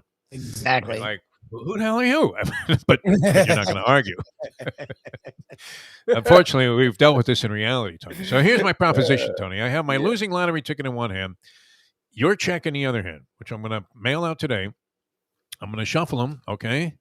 And are you willing to go with the proposition of pick a hand? No. For which one you get? I'm telling you no. What am I? What do I look like? A Mama? Well, let's just see if you would have gotten the right one. I mean, if we were playing this game. No. Which way are you going? Are you going Tony La Russa? Are you going to make a righty-lefty switch? What are you going to do? I can say how trustworthy are you? I could say left and you switch. No, I have it already in my hands. You could see which way I'd be moving these things. Okay. So here, my arms are out to the side here, so everybody can see what's going on. He gets the money he's owed, or he loses. Yeah. What's the left point? or right, Tony? Left or right? I thought left or right. You bringing in the righty or the lefty? Bringing in the lefty. Oh, Jesus. Lottery ticket. You got it. Now, if it was a winner, I'd be happy. No, I'll send this out today, Tony. Okay. Just I wanted to let you know. All right. Good morning, how you feeling? everybody. You good? I'm feeling fantastic. 48 degrees here when I woke up at 6 a.m. Yep. It's 84 here, and it's only like 7 a.m. Yeah. I know. The heat is. I keep thinking of I was hearing you guys talking to OJ about training camp, and it's so hot. I remember going to those training camps, and Jeff, I know you do too. My goodness gracious, those guys, what they went through, and the whole idea was, get these guys in shape now. And I remember during Shula's just heydays, he loved having teams come in and not being able to handle the heat. I mean, but you could tell him in the fourth quarter, just wear him down. And he demanded those 1 o'clock games. And that just, those 4 o'clock games, Shula would go absolutely nuts over. No, I want them at 1. I want them when the heat is on, man. I want it hot. And what was Tom Coughlin thinking when he decided he took over the Jaguars, which, it's a little bit more modest temperature-wise than it is here, but not much. And, he decided they shouldn't have water during practice. I mean, this was really old school mentality, some of this stuff about like the hotter, the better. And let's stay out here all day because it's, 100 degrees. Yeah, it just made no sense. And, I loved, coaches have always, I want to be in there at 4 a.m. I'm not going to leave until 10 p.m. Yeah. And, I'm going to sleep here, and that's the way it is. And I remember when Jimmy came in, Jimmy goes, listen, this is a business. This is my job. Here's what I need to accomplish today. I'm going to start it at this time of the day, and I should be able to get it done by this time of day. And when we're done for the day.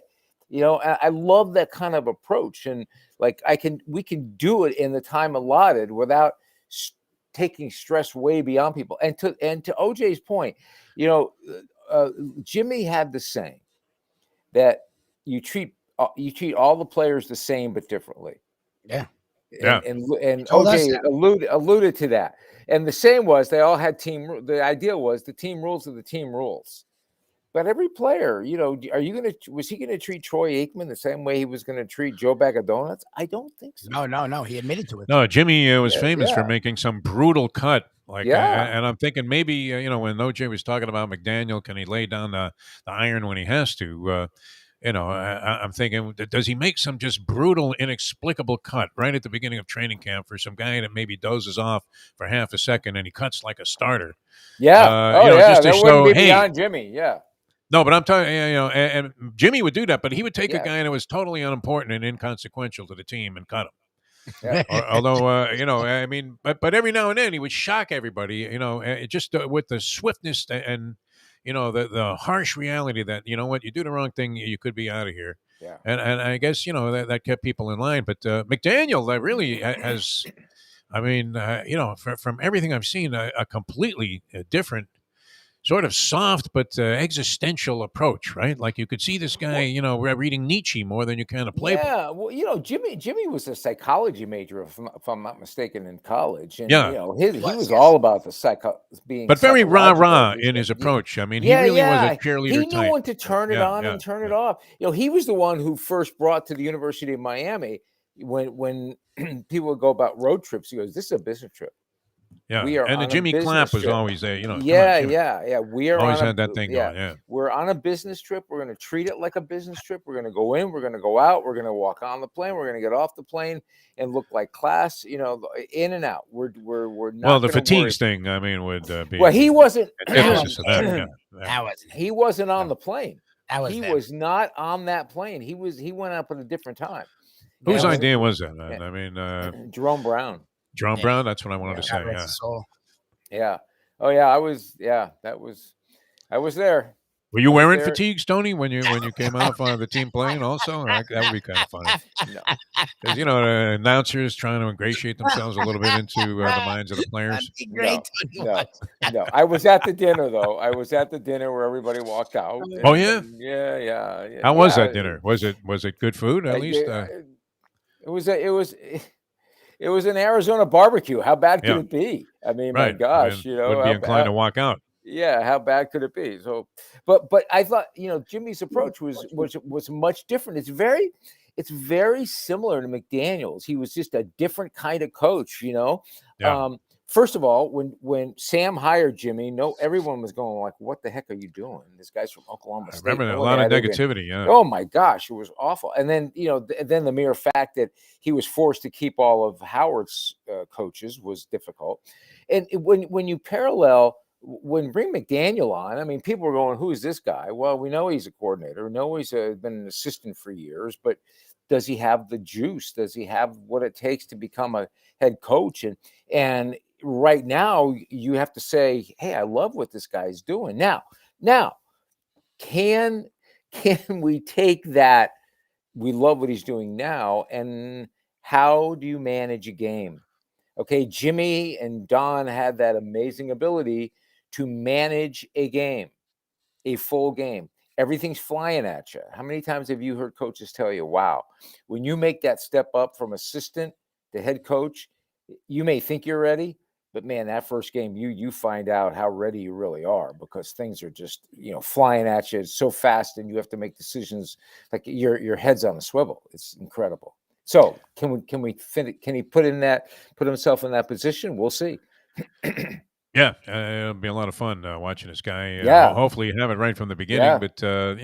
but maybe evolve from a decent level of head coach competency to being really, really good. All right. I mean, nobody would have walked out on the dinner, regardless of what the circumstances were, if that barbecue was being held or they were getting some ribs at a Texas Roadhouse, Tony. And, That's right. We welcome to the show Juan, and he's kind of pinch hitting in here. And our good man Ed Garcia is still like world traveling and well deserved, probably scouting new locations in Italy and Greece and France, because these restaurants would be successful anywhere. So from the Coconut Creek location, we have Juan, the managing partner, joining us here on behalf of Texas Roadhouse. And Juan, welcome back to the show. Good to have you on. You're back by popular demand, my friend. I think he's on mute here. But we can't hear you, Juan. We don't have Juan's audio coming in after that big intro. So I don't know. Hit a button. Somebody hit a button. Juan, are you with us? Oh, Yeah. that's not working. No, All right. We'll see if we can regroup there with Juan. But we were talking about Texas Roadhouse, and it's a phenomenal thing. And we do the restaurant show at Mike Mayo every day, and a lot of the talk in the industry, and it makes perfect sense, is, inflation, right? You go to the grocery store, you're getting socked, for a ridiculous amount of money. And somehow Texas Roadhouse has been able to fight this off and deliver like high quality product at the same low prices they've had forever. Juan, we'll take two on this. Welcome to the show. Nope, didn't solve the problem there. Call one. We're going to try it on the phone. I'll give you a call. Okay, we're going to try it on the phone here, and you're catch up on the phone. Defo. You're so right. I think that's what's so critical about this. How can you maintain your prices at a time when everything is going up, and not just maintain your prices, but maintain the quality of your food, and maintain the quality of your service. I mean, you don't hear Texas Roadhouse complaining about staffing. You don't hear Texas Roadhouse complaining about inflation. You don't hear a peep out of them about, not having enough customers. they're overwhelmed, Yeah. and they love being overwhelmed, and they love having lines outside. You know, Yogi Berra's old saying, people don't go there because it's always too crowded. Well, the Texas Roadhouse is that way. There's not a time you don't go to a Texas or drive by a Texas Roadhouse where you don't see a line. They must be doing something right. And that right is their prices are amazing. Their food is consistently good. And I mean consistently good, from great steaks to great ribs to great fish. If you're not a meat eater, their fish is incredible. Yeah. Whether it's their trout, whether it's their salmon, chicken dishes are great. If you love burgers, this place has got the best burger. I am telling you, it's incredible. You can get those sides, any kind of side you want, and you get that special roll. You could ask them to put the burger on the rolls. I know you've stolen some rolls from there, Tony. I know you've had Hey, listen, your lovely wife you put them in the know- purse. You know, We have Juan, by the way, with us. We managed to make this connection by phone. We don't have him on the video. So let's welcome Juan into the show from the Coconut Creek location, managing partner, Texas Roadhouse. Lubie's favorite location, by the way. Juan, how are you, my friend? Good morning, gentlemen. You guys hear me okay? Sound great. Yes. Now we good. got you. Yeah. Hey Juan, I don't know what happened, but I don't know if you could hear us, but what is it? How is it that Texas Roadhouse has been able to maintain its unbelievable prices with the unbelievable service and food levels not suffering at all, not one bit? How is it that you guys pulled this off? Honestly, I really have to thank our guests. Wanted what we have to offer. During COVID, during the to-go, we had lines of people that wanted the business, and they came and supported us. So I really have to thank our guests for that. And that's what keeps our value down. When we have the amount of guests that we still keep our value, and we have great service and legendary food, and that's how we've managed. And I do definitely think I have to thank the guests for that. One of the things I was talking about before we got you on the phone was, you're known for your ribs and your steaks. And we were talking about how great your burgers are and how great your fish is that people may not think about when they go to Texas Roadhouse. Can you kind of weigh in on both of those things real quick for us? I'll be honest with you. You're absolutely right. It's our ribs, it's a process. It's a 3-day process from cooking to start. It's fall off the bone. Like you said, our burgers are amazing. It's a great value on our burgers. $10 for a burger. You can't beat that. And it's a half a pound of a burger. It's a great size. Our chicken is never frozen, always fresh. So everything that we make in the restaurant is from scratch. So I'll tell you, we make from every dressing to a salad. That's what makes us stand out from other restaurants, is that we make everything in-house. So that's what makes it amazing. Yeah, you guys are great. Absolutely fantastic. Juan Arango, thank you for joining us. We love having you on. I tell you what, you keep doing a great job like this. We're going to tell Ed, well, listen, we have somebody who's around. So we thank you for joining us. Hey, you know how much you love the bye-bye, Juan. You know how much you love the rolls when it's one day, I forget when it was recently, you go, it's time to clean out the freezer. And in the back of the freezer, you forgot there was still one roll left. Wow. That you froze. You stuck it in the microwave? And you go, let's see if this is still good, shall we? Yeah. It has, preservatives and, all of life conquered as a substance is the English muffin. Because I found English muffins. You know how sometimes you forget about what's in like the secondary freezer. You might have like a freezer in your garage. Yeah. And you haven't even been out there for like 10 years. Yeah. And then all of a sudden you decide you're gonna dump that freezer, and you look inside to see what's in it, and there's like a thing of English muffins that looks like it was underneath a glacier. And discovered by people that were in the Arctic exploring. Francis Bacon. And so what do? You throw it in a microwave for a little while, and then you toss it in a toaster oven, and it's fine. Yeah. It's amazing. Yeah. Hey, listen. I gotta share. Did you see this? The English muffin. Yeah. Did you see this note we just got from Jim Sarney? Yeah. I mean, it How makes sense, funny is Tony. this? You're an honest guy, though. People think because you tend to be very excited about the bread there that this is some sort of commercial exaggeration because we're paid spokespeople for Texas Roadhouse, but. You don't mess around with this stuff. I mean, it's Okay, not like what? Steve Garvey selling that weight loss substance that I was hawking for a Yeah, brief period of really, time really. myself. So let's just share this with people because we can't tease him and not tell him. Yeah. So Jim Sarney, hey, a dear friend, great writer for the Sun Sentinel.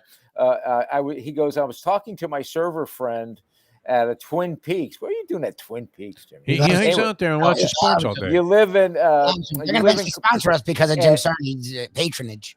Yeah. You live in Coconut Creek. He goes to the server. You live in Coconut Creek. You ever go to Texas Roadhouse? The answer, she starts raving about the damn bread. I love it. I love it. I'm telling you, man. I could see you poaching a few of those rolls, and for good reason. Well, real quick. There's a woman here in Vermont, and she specializes in making remarkable English muffins. I am going. Oh yeah! Wow. As soon as I've never. As soon as you get this check, man, cash it at the local bank there. When I finally get this check, I'm going to take some of these English muffins and send them to you.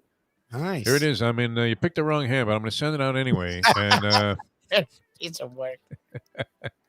No, that'd be great. I mean, freeze it and say hello to my friend Jerry Greenfield up there, who is part of Ben and Jerry's. Yeah. And, he went to my high school. I didn't know him then. Yeah, I'll tell you what, man. He was like least likely to succeed. He's in a big argument right now, business-wise. This is the ice cream state. It is remarkable. Sunday, I was in this little town, and they have a Ben and Jerry's ice cream. Like an outdoor type of ice cream setup. The line was amazing, but then 2 miles away from there. Maple creamies in Vermont are huge in the summer. It's soft served ice cream, maple flavor. 35, 40 people deep. It is just remarkable state for ice cream. It is incredible. If you don't love ice cream in this state, then you're not alive. There's no pulse.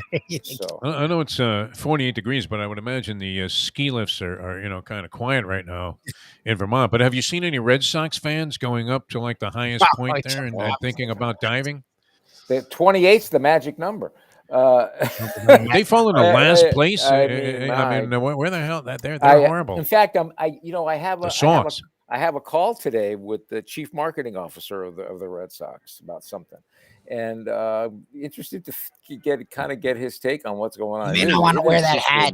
It is remarkable. I'm surprised some hunter didn't shoot that off of your head. Yeah, you may not want to wear that hat. Well, it was really funny. I was at a grocery store the other day. Thinking you were an elk.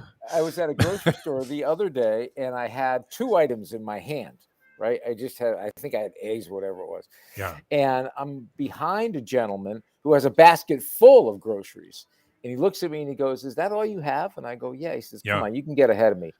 And I go, "Thank you." He goes, "Yeah, despite the fact that you're wearing a Yankee hat." Yeah, you're real gracious up there. That's a good thing.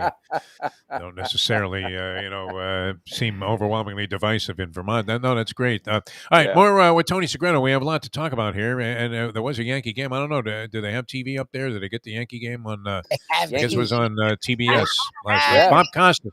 Yeah. Costas was doing a game. I thought he was brilliant. I really did. He is brilliant. Yeah. I love listening to you. Yeah, no, it was nice. It was a pleasure to hear a baseball game called in his fashion. And I would have to say I'm more inclined to root for the Mets in this spot. I was a Yankee fan growing up.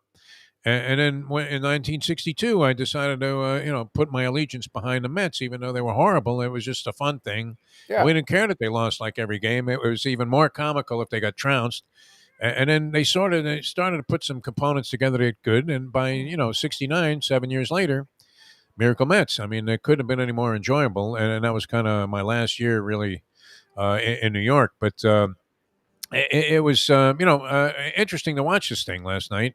Because, and there were 8 pages, Tony, I was showing the people yesterday in the New York Post about this game. A regular season game. And we just don't have that. We don't have that kind of vibe here in South Florida, that's for sure. Now you get it in New England, but even when the Sox are out of it, I would imagine they still retain interest up there. Oh my gosh, it is incredible. It doesn't matter. It just doesn't matter. But people love the sport. They obviously love their teams, but they love the sport. And I mean, listen, what are we all gunned up for? We're all gunned up for training camp. Training camp. People are shaking, with no football for a while. They're not even talking training camp up here yet. They're not even approaching training camp. We're still. Well, Tommy's gone.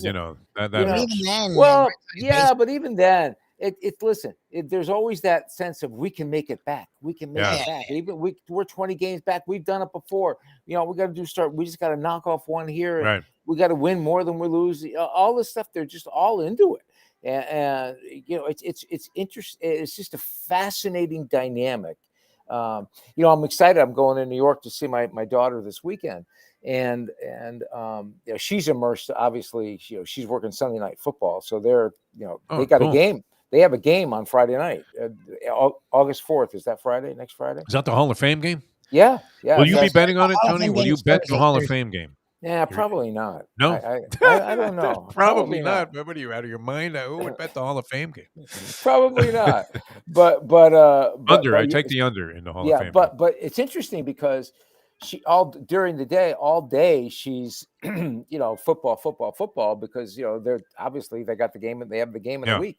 And as soon as she's home, we're on the phone. She's going, "Are you watching the Yankees Mets?" She said, "This town's nuts, crazy. New York is already crazy over this." Like you said, 8 pages and it's just 8 pages of the sports section. It's just we're dedicated to the preview of the series. Yeah, it's just a feeling. It's just an absolute feeling. And it's about pride. Do you think the Yankees need to they're going in, we got what 15 game lead. We're like, okay, but this is New York.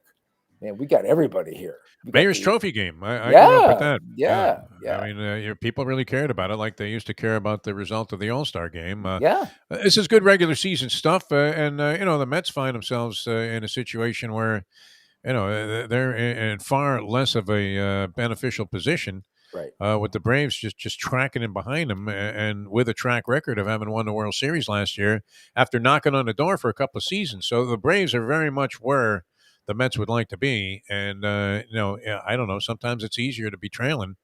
So that was a big win for him last night. It was. It was very, very impressive. Interesting game to watch. Yankees had a lot of chances. They squandered. But anyway, it was a lot of fun. I was hoping you were tuned into this thing. Oh, are you kidding me? How could I not be tuned into this thing? You know what it is? I get a sense with the Yankees when you look at them, they have right now, they have this ability to turn it on and turn it off. I swear to you, I don't know how they do it, but good God Almighty, they just have this. They have this sense. I mean, even I heard them. They were talking about last night. You never can rest. You got to score as many runs as you can because they're just going to have one inning where they're just going to just unload. They're just going to absolutely unload. There's a big issue there. Costas was making of Rizzo swung on a 3-0 pitch with bases loaded, and he nearly hit it out of the park. Yeah.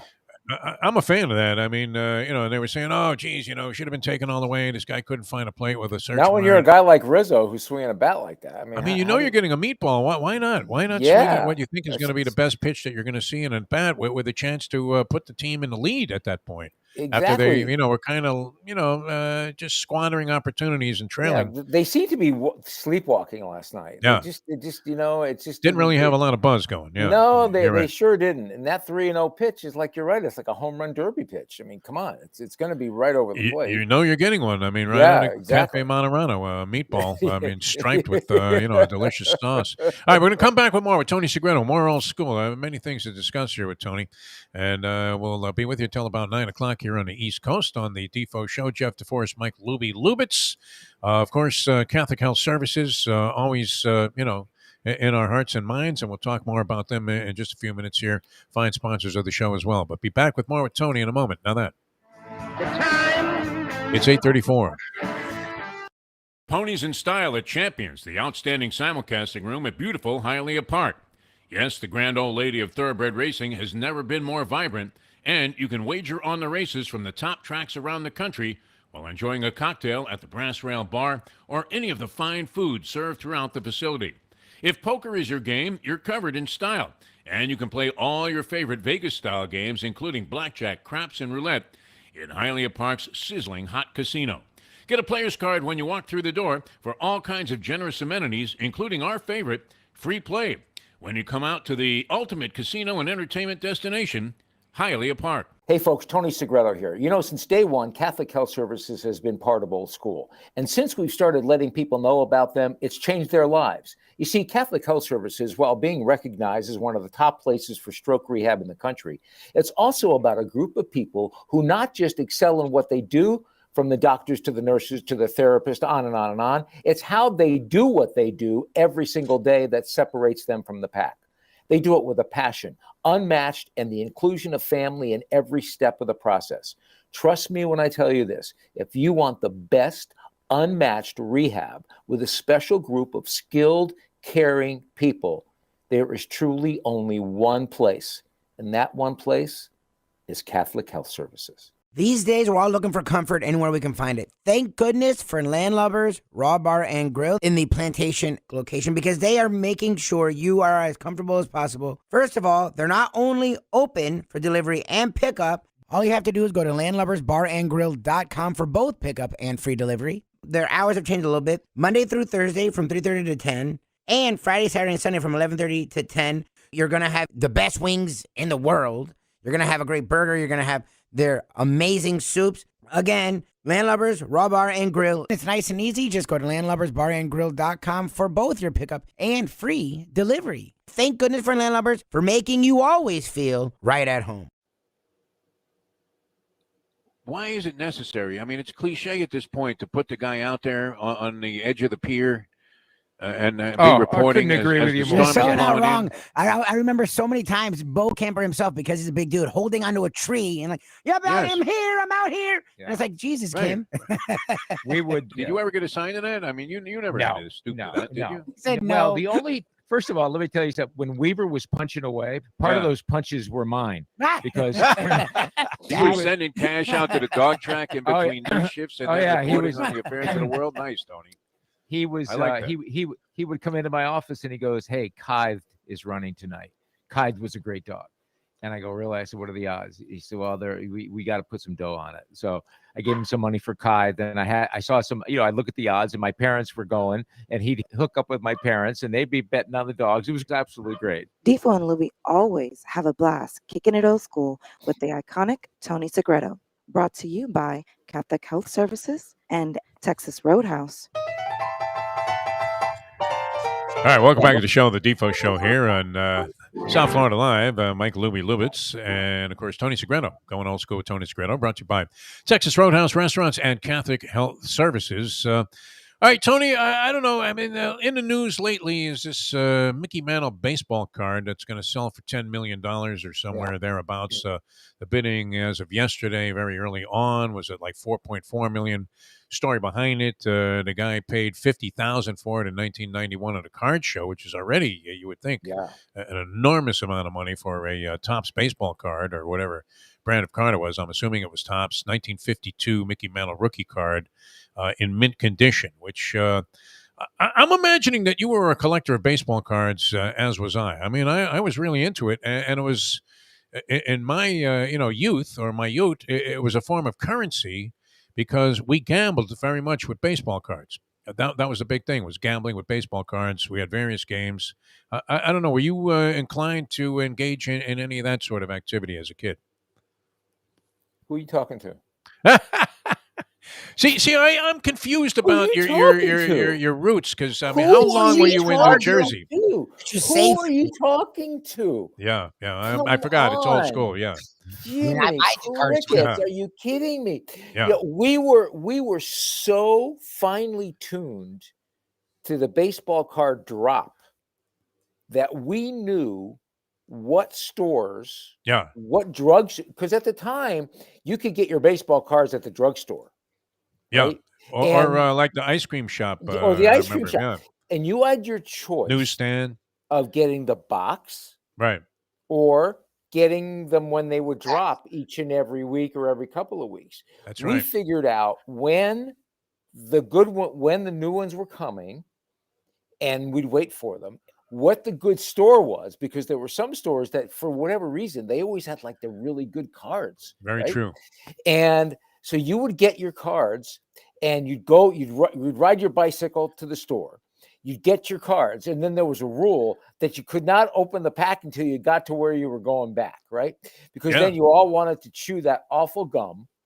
The It was cardboard great gum. in its, I love you know, that. Yeah. I Yeah. love Are that. you kidding me? horrendousness. And then, Yeah. and then you'd open your pack.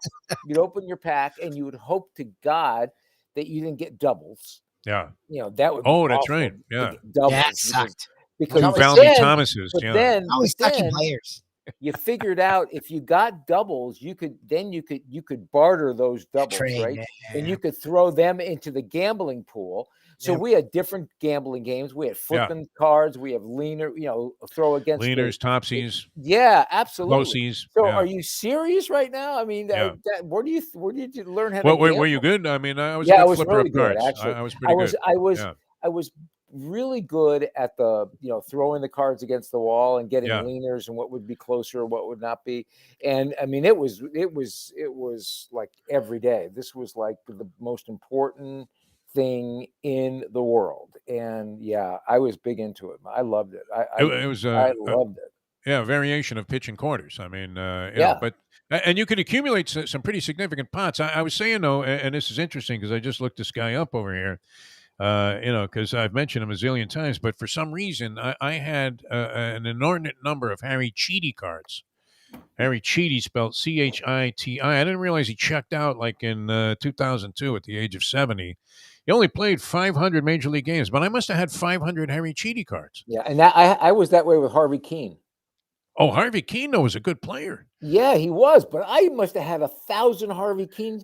When I think remember I had some Keens. Yeah, I mean, I'm going every other Harvey Keene and Jim Coates. I had a lot of Jim Coates, good one. Yeah, I Yeah. had a lot of Jim Coates. You never really got like the prominent Yankees. Like I don't know, and it That was was true always- what you said about the stars because I was my most the Yankee I had the most was Hector Lopez.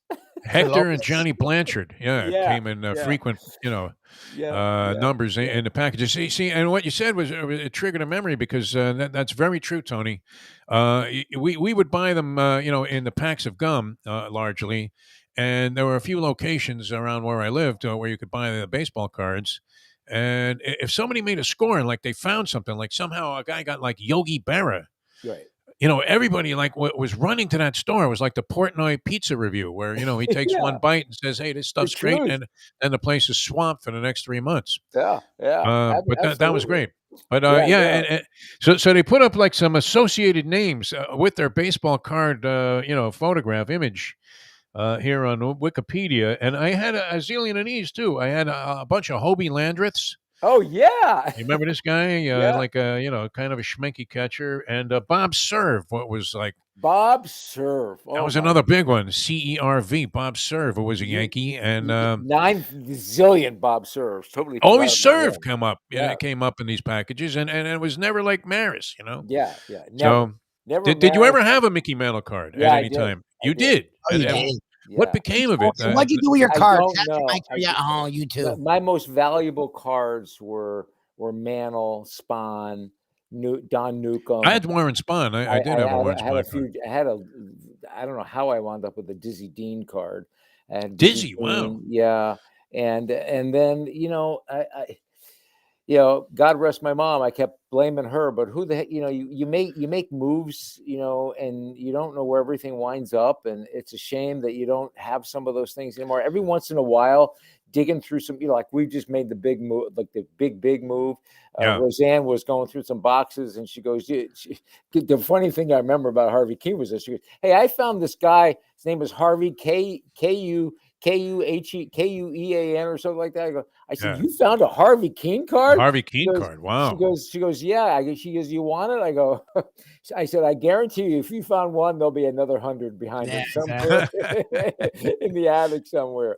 Yeah. Yeah. So I'd lost many of them, but boy, oh boy, there was nothing quite like it. And I remember when you had when you had more doubles, they became triples. Like you had like 10 Bob Serve cards. You would take 8 of those Bob Serve cards with clothespins and put them in your spokes. Yeah, put them in the spokes of your tires, so that your bicycle sounded like a motorcycle, or to you it sounded like a motorcycle. No, it was kind of a cool thing. You know, I dug that. You know, being into percussion very much throughout my whole life, I thought it was really great. The rhythm of the cards flapping in the tire there, until somebody came and stole the tire because it was on a new Schwinn. And there went all of your baseball cards. I remember, you know, I hadn't been to my parents' house in Long Island, where I had like one box of cards that were left. And I knew they were in a closet. And my mother, for some reason, I don't know, was into one of those preservation like philosophies, and left the room exactly as it was. And there was like a Goodbye Allie Sherman. It just said Goodbye Allie banner that I had bought at the very first game I attended with my Uncle Joey. They were trying to get rid of Allie Sherman as a coach. Very likable guy. I mean, real likable guy. Wore a suit on the sideline. Man, he was a dapper guy. Yeah. And what was that? The Gillette that NFL Edge NFL matchup. I don't know what it was years ago, but NFL matchup. Yeah, Gillette NFL matchup. Allie Sherman was great on that, man. He was really, really terrific. But I had that, and I had like a pennant set from you know, that I was selling as a souvenir at Shea, that I kept one, and it was on the wall. And there was one box of cards. Now I hadn't been there in like 15 years probably. And then cards had suddenly become in vogue as a commodity. And I remember I thought, wow, I have everything. I know it's right there. And they saved this one box. And then I looked in there. It was all a bunch of schmanky cards. Yeah, exactly. Yeah, it's funny. I was having Choo-Choo Coleman. I had a Choo-Choo Coleman card. I remember. I was having a nostalgic conversation with my daughter the other night, and with my son, actually. We both kind of talked about it, how I said, when Judge hit his 37th home run, I go, we're getting close. We're not quite there yet, but we're getting close to the can he reach Maris talk. Oh, they're tracking it. People have been tracking it. And I said to both my children, I said, and I get chills just talking about it. I said, I was 11 years old, and I remember going to a doubleheader in Yankee Stadium and watching Maris hit a home run in 61 in each of those games. Jeez. And little did I know that I would be part of the 61 lore, saying I saw him hit a home run, much less going to a game in 61. And just when you think of those days, and just incredible, just absolutely incredible. It brings back just great memories from baseball cards to going to Yankee Stadium, going into Yankee Stadium, smelling the hot dogs, hearing the buzz. The men in 61 men were still going to games with their fedoras on and their jackets on, and it was a Camelot time. That was great. I mean, McGuire Sosa lit the country up with their home run chase there on the juice.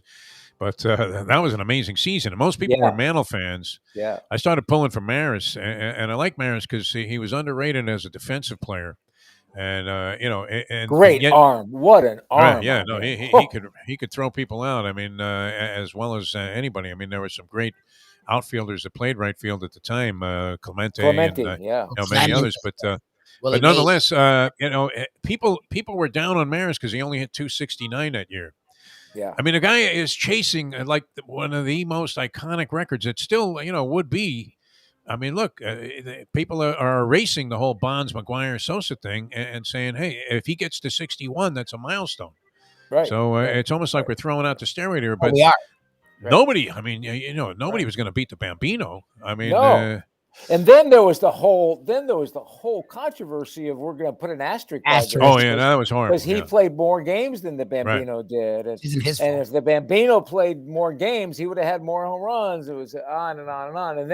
And then the fact that there wasn't this acrimonious kind of life between he and Mantle, that Mantle supported him, and it was just it was great. What a race too. Yeah, it was incredible, and just incredible for baseball. Yeah, that was a great year, 61. Incredible. So. Well depicted. That Billy Crystal movie called 61 that he made for HBO is phenomenal. And Barry Pepper, who looks like everybody. I mean, who doesn't he look like? He looks like Dale Earnhardt. He looks like Roger Maris. He was a spitting image of Maris. Yeah, he was. I thought it was a great portrayal all the way around, and a well-made film about a season that was kind of a magical season. I must have been 10 years old, and I remember following that chase. It was just incredible. All right, maybe you're following a chase, or chasing some information about a patient that's going through some kind of rehab. Maybe they suffered a stroke nice, well done. Yeah, but I mean, Nice it really does amaze me, Tony, because we talk about these people in all sincerity, and then sometimes if you haven't experienced everything about somebody that you're doing an endorsement for, I mean, you just don't realize like the magnitude of what they do. And when you turned me on to Catholic Health Services, and I knew they got involved with the care of my mother, it was like literally, I can't tell you what an awakening it was in terms of the level of care at Catholic Health Services versus virtually anywhere else that you'll go for this type of medical treatment. It's remarkable. It's absolutely remarkable, and it's like I'm looking at these notes we get from all these different people who are watching or listening to us, and they go, "Is the bread at Texas Roadhouse really that good?" And Lubie's response, "Yes, it's beyond really that Lubie, good." I mean, and no, Mikey likes everything. And people go to us, Catholic Health Services. Come on, they can't be that good. Yeah, they are that. It's good. Crazy. We're not just that good; they're better than that good.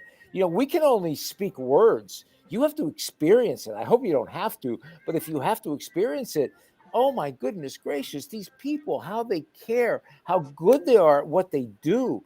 Their expertise is unmatched, but their compassion for you is unmatched. And the ability to make you and your loved one or your father, mother, friend, whatever the case might be, make them and you feel like you are the only people they're taking care of. Oh my goodness gracious! There's no money that can pay for that. There is no solace that you can get beyond that. It is when you go home and you leave your loved one at Catholic Health Services because they're rehabbing their wherever they are in their medical life. You can go home and put your head on the pillow and go to sleep and know that, God forbid, if they need to get you, they'll figure out a way to get you. They're not going to let you like lay there in the dark and not be able to reach anybody. They're going to be able to communicate to you. My wife is in a whole different world. Her the family loved one is still going through a hard time, but she's being like told now what's going on. That in of itself changes the entire dynamic of what you're going through. So Catholic Health Services, the best. Listen. I say this over and over and over again, and I feel like I'm just banging the table here. No matter where you go, you're going to get the best machines. No matter where you go, you're going to get the nice facility and all this. But are you going to get from the top to the bottom, from the people who clean the room to the people who tell you what you need to do to get better, to the doctors who come in with the diagnosis? Are you going to get people who not only are really good at what they do, they're phenomenal at what they do, but they do it with a bedside manner that is unmatched every single solitary day. Catholic Health Services, please, when I tell you, talk to them. They will put you on the right track, and you will be happy you did. Unparalleled. I mean, you're absolutely right, Tony. You're not exaggerating that. And this isn't a time that you want to be dealing with vagaries and uncertainty.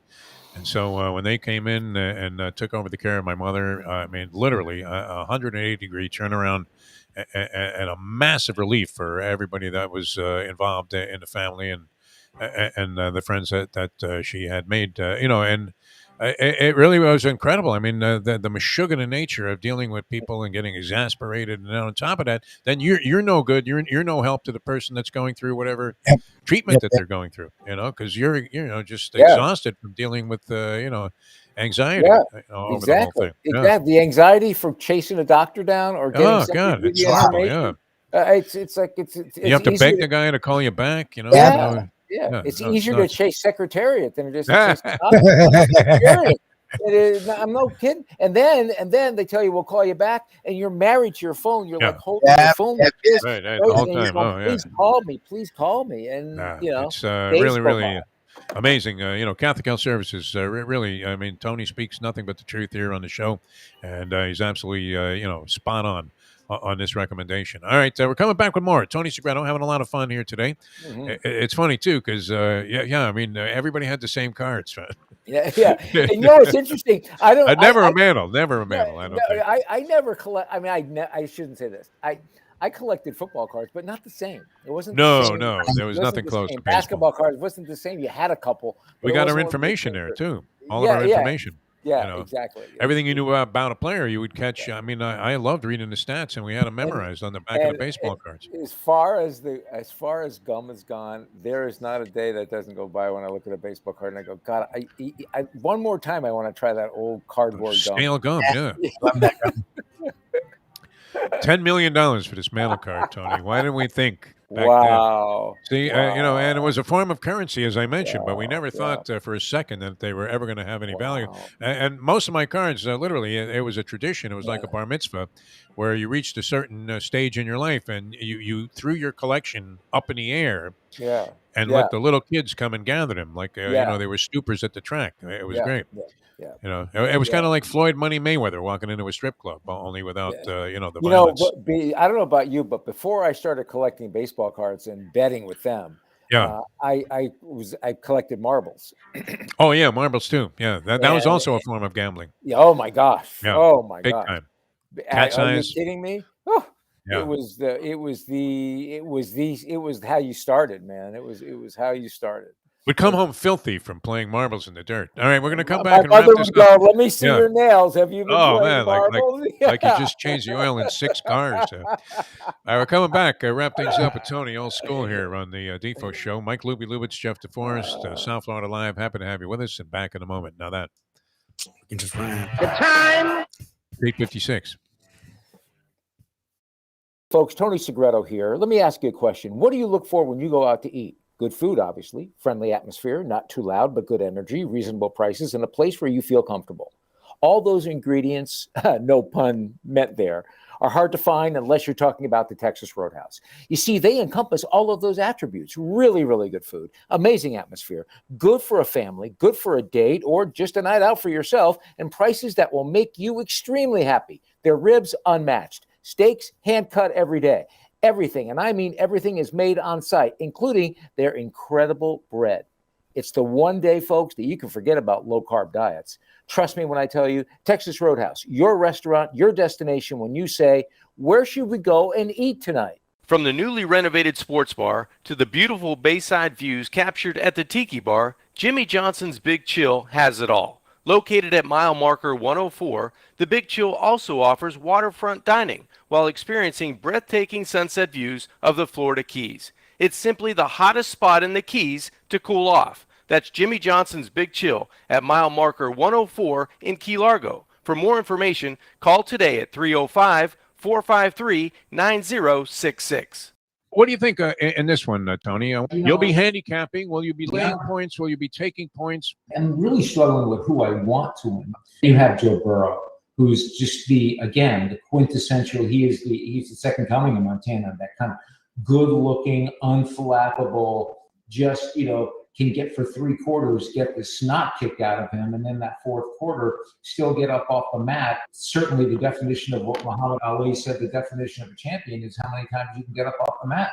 And to see Joe Burrow do that with an offensive line that's filled with matadors, it's remarkable. Matadors. Listen to you, Tony. Well, yeah, every single one of those offensive linemen play Olay. They come into that song, ole, ole, Yeah. I cannot fly. Yeah. 9 sacks against Tennessee. We are now kicking it old school with the one and only Tony Segreto. Brought to you by Catholic Health Services and Texas Roadhouse. All right, welcome back to the show. In just a couple of minutes left here with Tony Segreto, old school, and always appreciate having Tony on the show. Brought to you by Catholic Health Services and Texas Roadhouse Restaurants. All right, what are you up to? I mean, what's on the Segreto agenda? You coming back to South Florida anytime soon? It's still a little toasty down here, my friend. Yeah, I'll be back probably early September for a couple of weeks, and just All right. for a week or two. I have some business to take care of down there, and so we'll see where the wind takes us. But heading to New York this weekend, see my daughter. Then we've got things in Michigan we're doing, and just life. God is good. You still have pull on tickets if you called up the Mets front office? Would they, have 2 for Segreto down there? Segreto and daughter down by the field. Yeah. work on it. We work on it. Oh, yeah? We Okay. try to. I don't know if we're going to go to a game this weekend. We may go to a show. Depends on Sammy's. Sammy's like they are just Sammy's on the team for Sunday Night Football, and then there's Yes. a whole other team that's on the Thursday Night Football broadcast because NBC's doing the production for that. So it's remarkable the work that they go into all of these broadcasts, and it's a big deal. I mean, this is a big thing for Amazon, man. We're gonna find out this could, depending on the viewership of those Amazon games, this could be an entire game changer on how we watch football and how we watch sports. So I mean, and now NFL Plus is launched yesterday, and they're creating their own streaming service. So it's going to be interesting. But the good thing is you'll now have the game in your pocket, which I think is important, because this is all about. Listen, when I retired from NBC, 12 years ago, 13 years ago now, probably that long. Yeah, Wow. then they were talking about distribution. How do we distribute our product? Because there's nothing's appointment anymore. You don't need the appointment. So now because listen, when Defo and I wanted to watch the news at 6 o'clock, your choice was watching the news at 6 o'clock. You weren't watching it at 7, So the point is how can we distribute our product in a form that everybody will be, we can entice the waters where they can watch everything, and so we can still make our ad money.